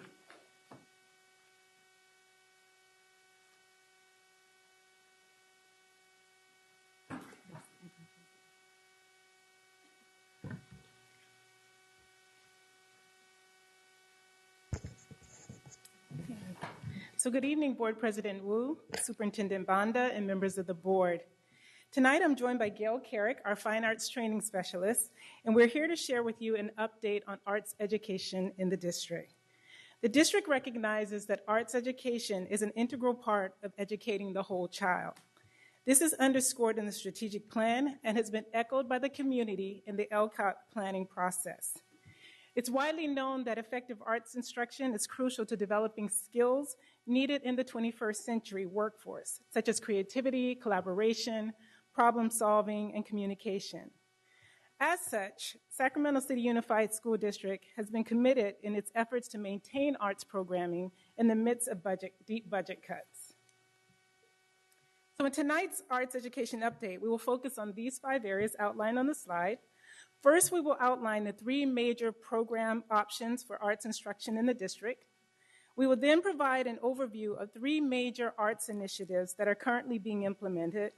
And then this will be followed by a description of the district's various approaches to building teacher and leadership capacity, and then how we measure effectiveness and steps we'll take moving forward. Gail Carrick will now share with you the various arts programming options in the district.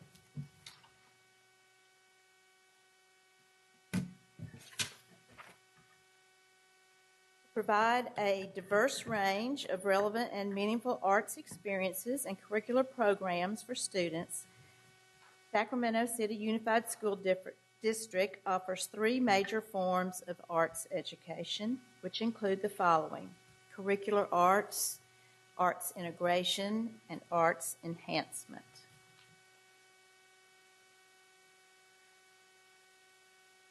Our first program option is curricular arts, which are standards-based visual and performing arts courses in music, dance, theater, and visual arts, which are taught by certified teachers.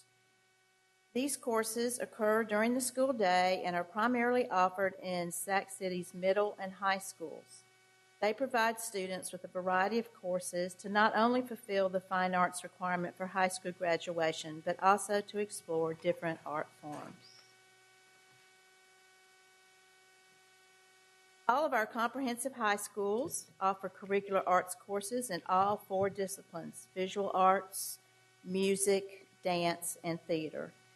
For example, this picture depicts student work from one of our curricular arts courses entitled Beginning 2D Art at John F. Kennedy High School. In our small high schools, students have the opportunity to take an arts course that fulfills their graduation requirement, and they offer this course in 1 or 2 of the disciplines. In addition, most of the small schools also provide arts-related CTE courses, such as Arts and Engineering at the School of Engineering and Sciences and Computer Graphics at New Technology High School.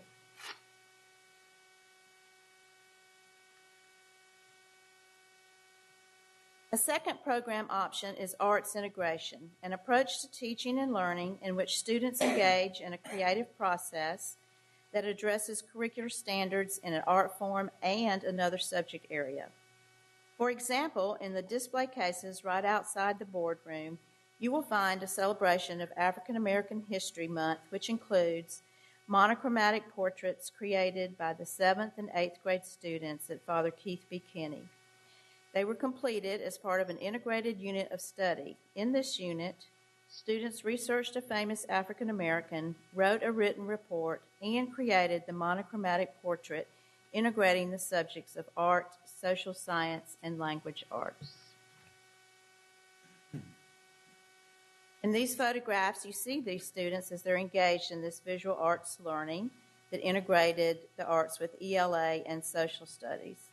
In the picture on the left, you see the monochromatic portraits in process, and in the picture on the right, students are creating value scales where they learn how to mix shades and tints of a color to be used in their portrait.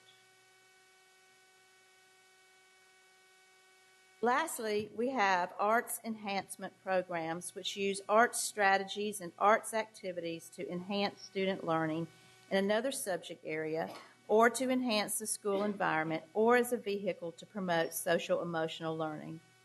The majority of these classes are offered through the Youth Services Department and take place before or after school.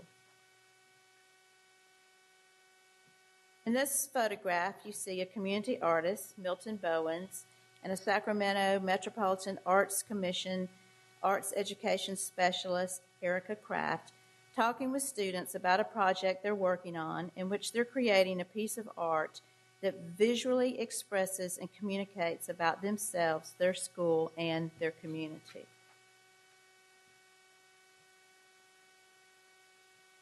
The district utilizes a varied approach to provide high-quality arts programming to its students, which includes such initiatives as curricular arts, arts integration, and arts enhancement. In addition, Sac City engages in key strategies to build teacher capacity to implement high-quality instruction. 3 major arts initiatives are Any Given Child, Link Up, and Overture. The first initiative, Any Given Child Sacramento, is a partnership with the Kennedy Center, Sacramento Metropolitan Arts Commission, 4 Sacramento area school districts, and local arts organizations.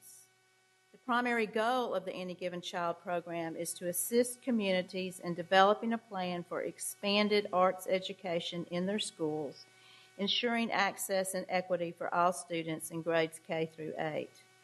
In Sac City, this continuing partnership has offered annual arts exposure experiences to every site K through 8, provided 40 artist residencies, and brought over 20 Kennedy Center professional learning opportunities to teachers and staff over the last 3 years. This year, Any Given Child teaching artists will provide 10-week residencies in 15 classrooms. Both artists and classroom teachers receive training by Kennedy Center staff and then collaborate to provide students a series of classes that address agreed-upon curriculum standards in the artist discipline and in another subject area. This year, the residency program will impact approximately 450 students. Any Given Child arts exposure experiences bring local performing artists to the schools for assemblies and workshops. This year, we expect 10,000 Sac City students to attend one of these performances. Our second initiative is Link Up, which is a partnership with the Carnegie Hall's Link Up National Program and the Sacramento Philharmonic Orchestra. Teachers in Sac City Unified School District and other area school districts participate in professional learning designed to teach recorders to 3rd, 4th, or 5th grade students using the Carnegie Hall curriculum. The Link Up program provides recorders and music books for students and a teacher guide along with interactive online learning resources for the classroom. Throughout the learning process, members of the Sacramento Philharmonic are available for school visits to share with students what it's like to be a professional musician and to be part of an orchestra. This year, 650 students from 6 schools, William Land, Leonardo da Vinci, Father Keith B. Kinney, Abraham Lincoln, Caroline Wenzel, and Elder Creek, will learn 4 pieces of music that they will perform along with the Sacramento Philharmonic Orchestra. This culminating event will be held in April at the Community Center Theater. In this photograph, you see one of the Sacramento Philharmonic musicians, Julian Dixon, as he works with Sac City students before the big concert.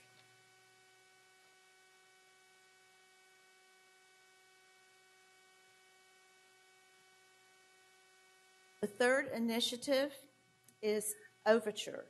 Overture is a collaboration with Sacramento Youth Symphony, the Sacramento State String Project, and the Sacramento City Unified School District.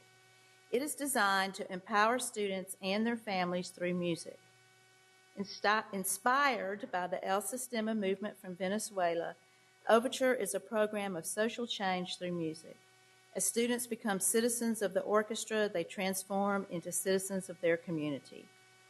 Sac City's first program was based at Fruit Ridge Elementary School and now resides at Father Keith B. Kinney School, serving over 100 students there. This year, the program expanded to Pacific Elementary with the implementation of a beginning class. No prior music experience is required, and instruments are provided at no charge. Overture takes a holistic approach to teaching and supporting children and families. Each day, the students learn their instrument by playing in an orchestra. During the week, students also receive group instruction. The students learn and then teach what they have learned to the family members. As the students advance, they begin to mentor students new to the orchestra. The lead teacher develops a relationship with each family to ensure that students are supported and parents are fully engaged in the program. The overall goal is for the Overture site to become a nucleus for the school community, creating pride and encouraging community participation. And here you see students that are just beginning, and they start out using cereal box violins that they create themselves.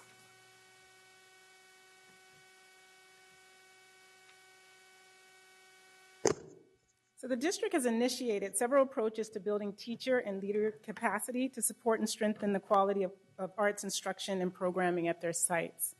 In addition, through a range of partnerships with local, regional, statewide arts organizations, the district has been able to provide the most current professional learning in the arts and Common Core.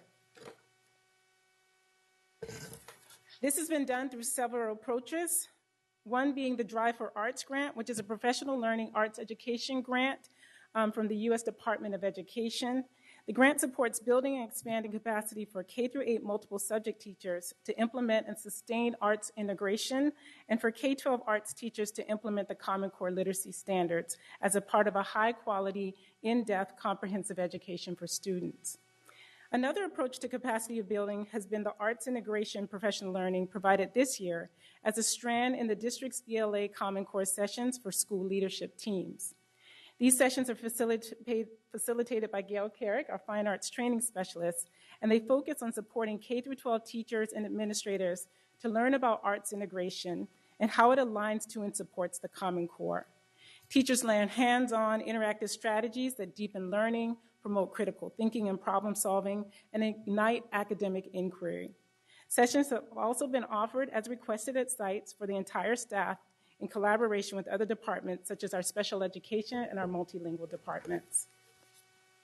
Our fine arts training specialist also supports capacity building through professional learning sessions provided to the visual and performing arts teachers through the district's common planning time structure.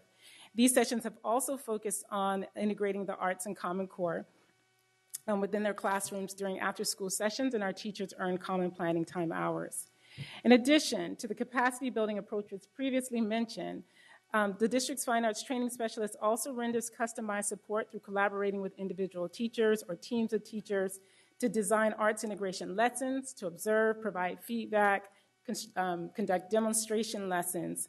And she also serves as a liaison to our local, state, and regional arts organizations to work, and that work is centered around building those partnerships to strengthen the arts education in the district. So the two pictures you see here were taken during teacher professional learning sessions. And in the picture on the left, you see our teachers working with their art resident artists and designing the units and the work, the projects for that work.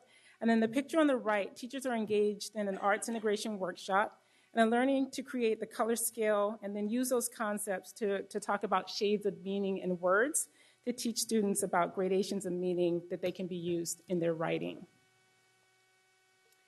To assess the effectiveness of our arts programs, we engage in multiple methods, and these include classroom observations, engaging teachers in examining student work samples, and soliciting feedback from our stakeholders, such as our principals, teachers, students, and parents. On this slide, you'll see some quotes that are representative of what we're hearing from our stakeholders about arts programs and our capacity building strategies. We hear statements like, this one from a middle school music teacher. It says, "Music gives me time to have fun while still learning some life skills like teamwork. To sound good, we must all play together." A high school social studies teacher commented on the value of arts integration after a professional learning session, stating, "It," meaning the arts integration, "was a great way to add art to my world history curriculum. All of the lessons can be applied to my classroom." And then finally, we hear enthusiastic comments from our principals like, "We did your art lesson from the past 2 trainings with the whole staff last night, and they loved it." Although taken from individuals, what is stated here reflects patterns in what we're hearing from our stakeholders, and this provides the warrant for our continued actions to strengthen arts programming in the district.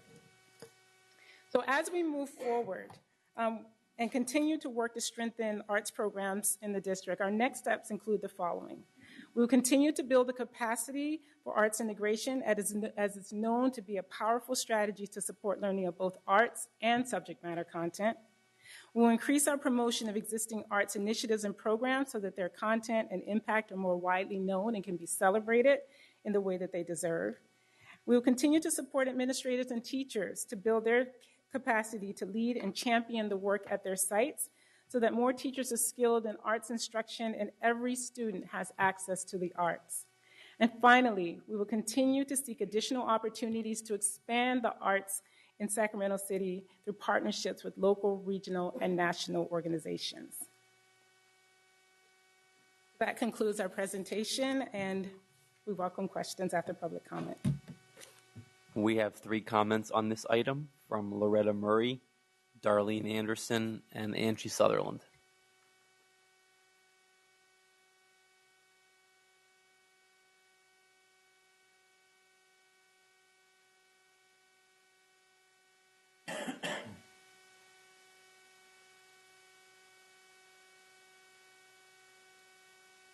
Good evening, Board President Wu, Superintendent Banda, and members of the board.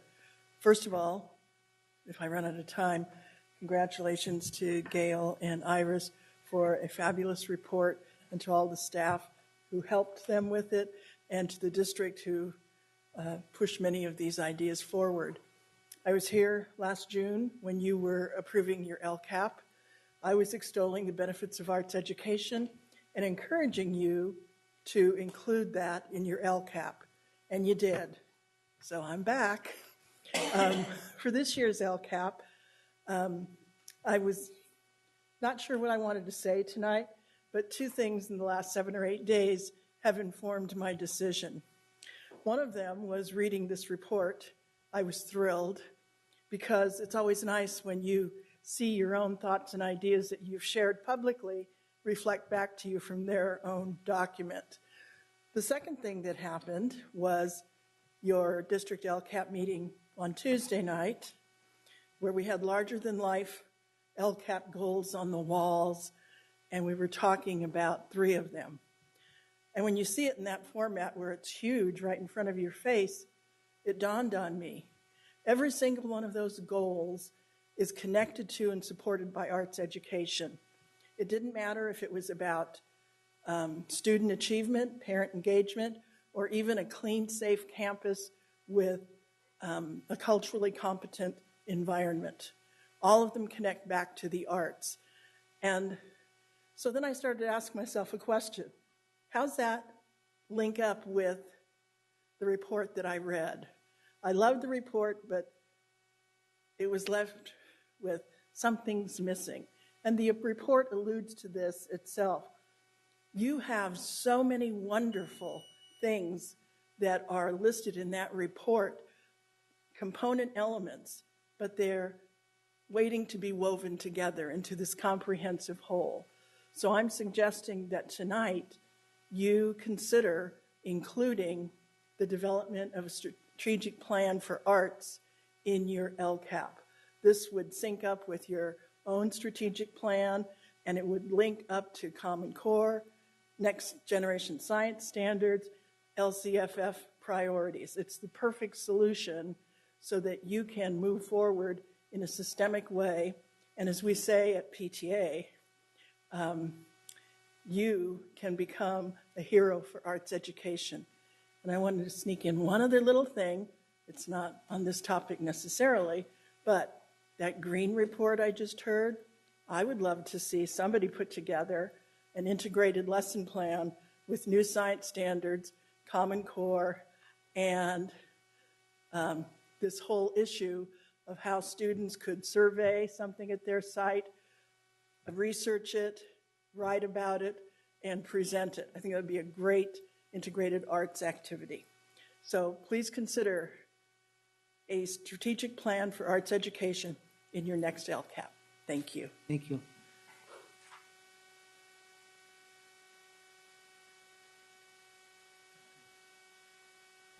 Good evening. When I was serving as the chair for School Site Council for Mark Twain is when the first time that I learned that every student generated some arts and education money. How those dollars actually get back to the students was unclear. And all of a sudden, the target just appeared and we had money that we needed to spend. We gave away Fremont Adult School for $1, which ended a lot of services for people who are in poverty. We have 42,000 students. We moved from students generating money for arts to targeted subgroups. Have you ever been to the Sojourner Truth Museum at 2251 Florin Road?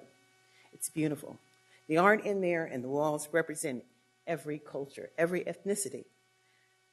Her attempt to partner with this district has been ludicrous. Maybe she did need a little bit more support on how to be funded, but her work and her work with the community and her work with the children is amazing. What she does with no money, no support from the district is amazing. The owner of the building at Florin Road, 2251 Florin Road, he's an amazing man. He just donates her free time, free space. And the children that she's trying to serve in the Meadowview area is difficult because the district gets the money to support those kids, and the district doesn't support her. See, I always wondered how you support minority businesses or businesses who may not know how to make it happen, and you don't. And so when we're talking about the kids at Edward Kimball and Cesar Chavez and them generating those art dollars, not happening, how do you ensure that the school site council knows that they're voting on how those dollars are spent? Because they don't get a chance. But guess what? When it doesn't happen for those kids, it comes back and it says, well, the principal and the school site council decided that that's how the money would be used. So, what can we do? I want to know what can we do, because I'm a community member and every child is generating arts funds or music funds. And we need to know how those are written into the single plan for student achievement and how it supports the Common Core and how it supports those LCAP goals. So thank you so much. Thank you.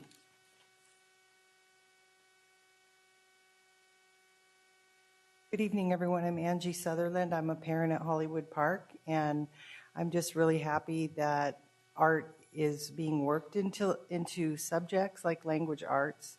And Dr. Taylor and Ms. Carrick came to our CAC workshop back in November, and we did an exercise that students would do using like a civil rights painting. Without them telling us what it was, we had to kind of look at it and think about it and ask questions about it. And so it was really, really meaningful. Better than reading a textbook. Textbooks are kind of boring. And so when I went home, I was reading a story to my daughter that night, and I remember maybe I'll try it on her. So we looked at some pictures in her book and went through the same exercise, and it was great to see her light up with that. And also, this is the first year that I've noticed art at school. They're doing ceramics, and I don't know how that came about or what funding brought that in, but I know my daughter really enjoys it. They've been doing it every Friday, so it's really important for our kids to get their creativity needs met doing that. So I wanted to say thank you. Good night. Thank you. Member Ryan? So I'd like to begin by thanking the staff for this report and telling you how exciting I think many of the elements that you've reported on are. For me, this is an area that I'm deeply passionate about. I really look at arts education as being my gateway to opportunity.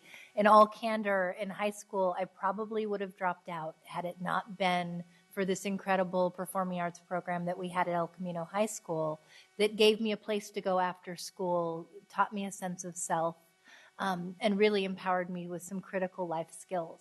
So I see arts education, as so many parents in this district do, as not enrichment, but as core to student success. And I love that LCAP in a meaningful way is integrating that into the discussion around the resources that we allocate. I know that there's been a lot of conversation around STEM, but I went to a conference recently where there's a national movement to push STEAM. So instead of just talking about science, technology, engineering, and math, let's talk about science, technology, engineering, arts, and math. And I would love that to be the new vision for the district moving forward. And I did have a question.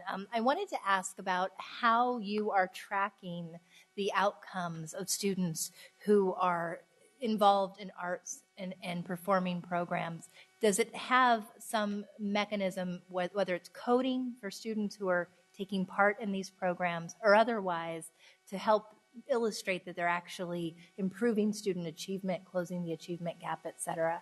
And I just want to say, I've read some very interesting studies that actually talk about the fact that both theater arts and music has been a powerful mechanism for moving English language learners to reclassification, which is pretty phenomenal and exciting to me. And I'm interested to see if you've done anything around that in this district. Thank you. So for the first question around tracking students, because we just shifted to a new student information system that does allow us to track students, that's a direction that we want to head with our students who are enrolled in these initiatives, because that's a way to determine if they're having any impact. Currently, our main way of collecting data is around perception data, but being able to match up and track those students as they progress will allow us to gather that harder data that you're mentioning. And then our work with English learners and the arts has really this year been pivotal within our Common Core English Language Arts professional learning sessions. We actually have breakout sessions, and there's a strand that's facilitated by Ms. Carrick that really focuses on the arts integration within the English Language Arts Common Core, but also to support English learners through that arts integration as well. And so that's an area that we are becoming increasingly focused on. Starting last year, actually, we started last year, strengthening that this year. Well, I would love it if you could invite me to any upcoming trainings that you have around that. I would be very interested in that. And thank you so much for your efforts. Thank you. Member Rodriguez. Thank you, President Wu. So your report says that this is primarily happening at junior high and high schools. All of our junior high and high schools, or some of our junior high and high schools? So all of our high schools and our junior high schools offer arts courses, or curricular arts courses taught by a certified teacher. At the high school level, there's actually a graduation requirement that our students all have to take, earn 10 credits in an arts course to graduate from high school. We have really robust arts programs at the high school, and then at our middle schools, we also offer several different disciplines of arts. At the elementary school level, this is where we have our biggest challenge, I would say. And so most of the initiatives that we talked to tonight have been really focused at that elementary level to kind of fill the gap that has been there historically. But yes, at our middle schools and high schools, we do have arts programs. So from the report, it says 683,000 and some odd change from the LCFF money can be designated or is identified to be designated for the arts programs. So is this what I hear you saying, is that funding will now be more concentrated into the elementary schools, or it's to be concentrated to implement these programs throughout the district? I need a little bit more clarity on what the intent is.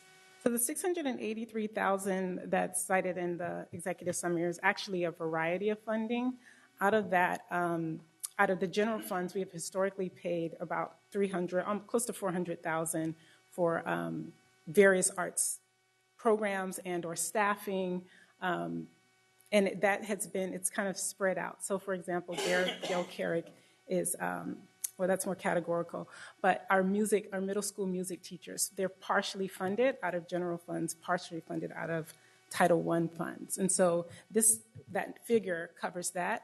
Also included in that are things like the running of our music library and the initiatives that we mentioned, the link up, the overture, the Any Given Child. Those are all funded out of that general fund.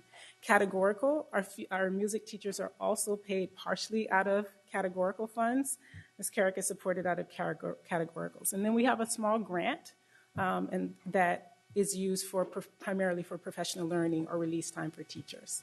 So it's a mixture.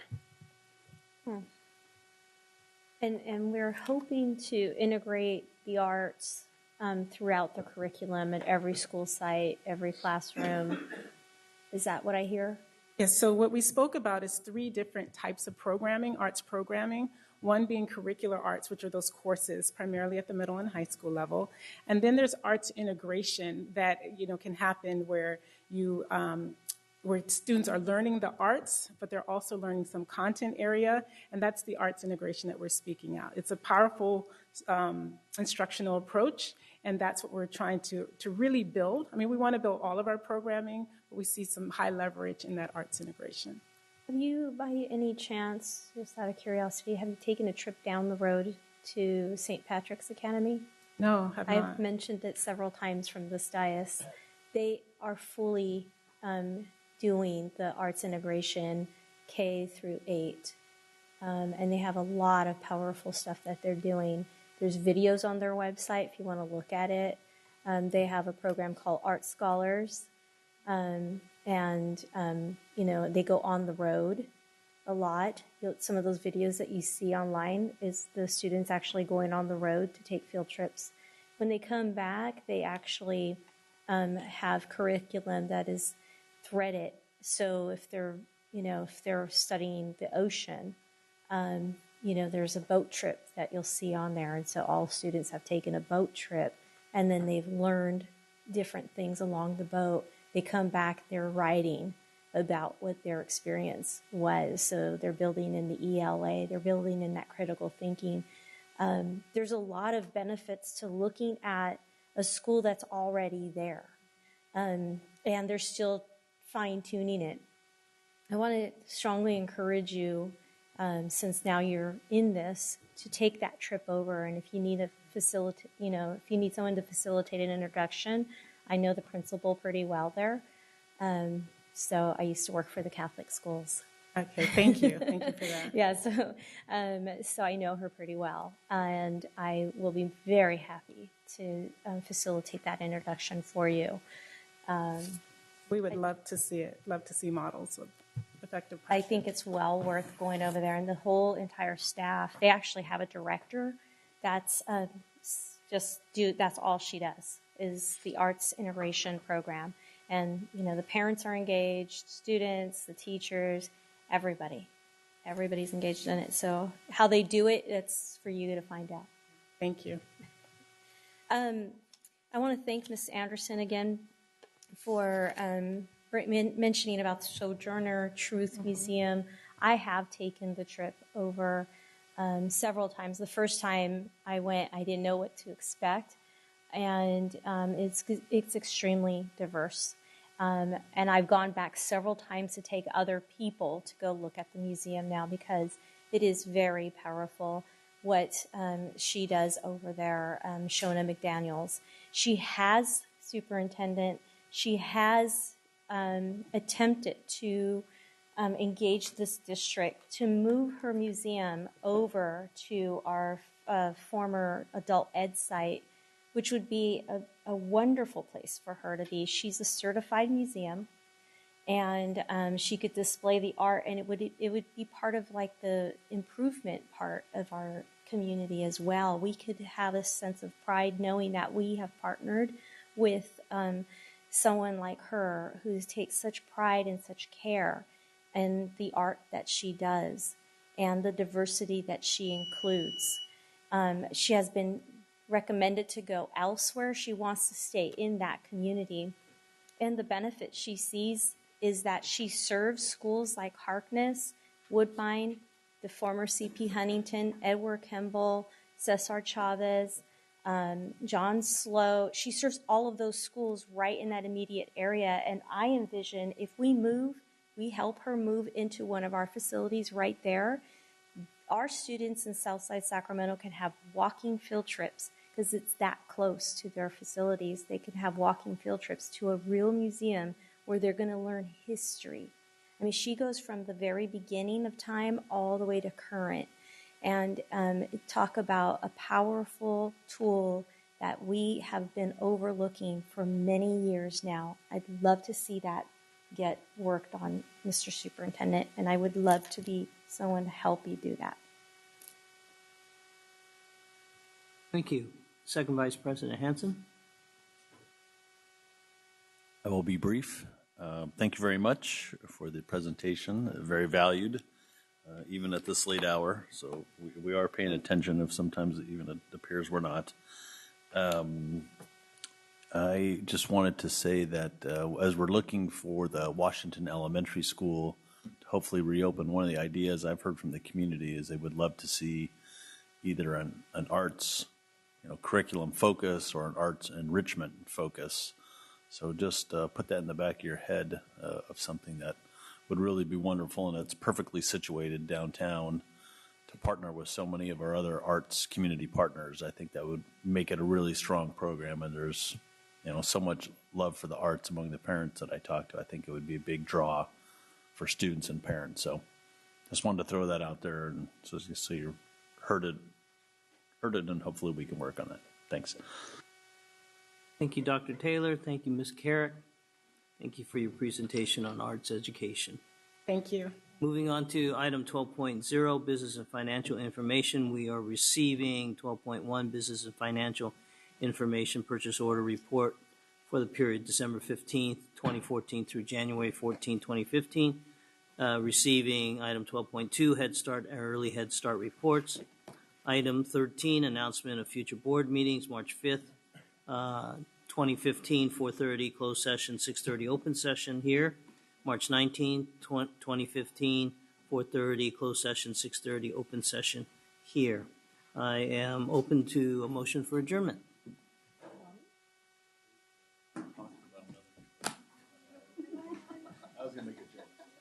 Extend the meeting for a half hour. Extend the meeting.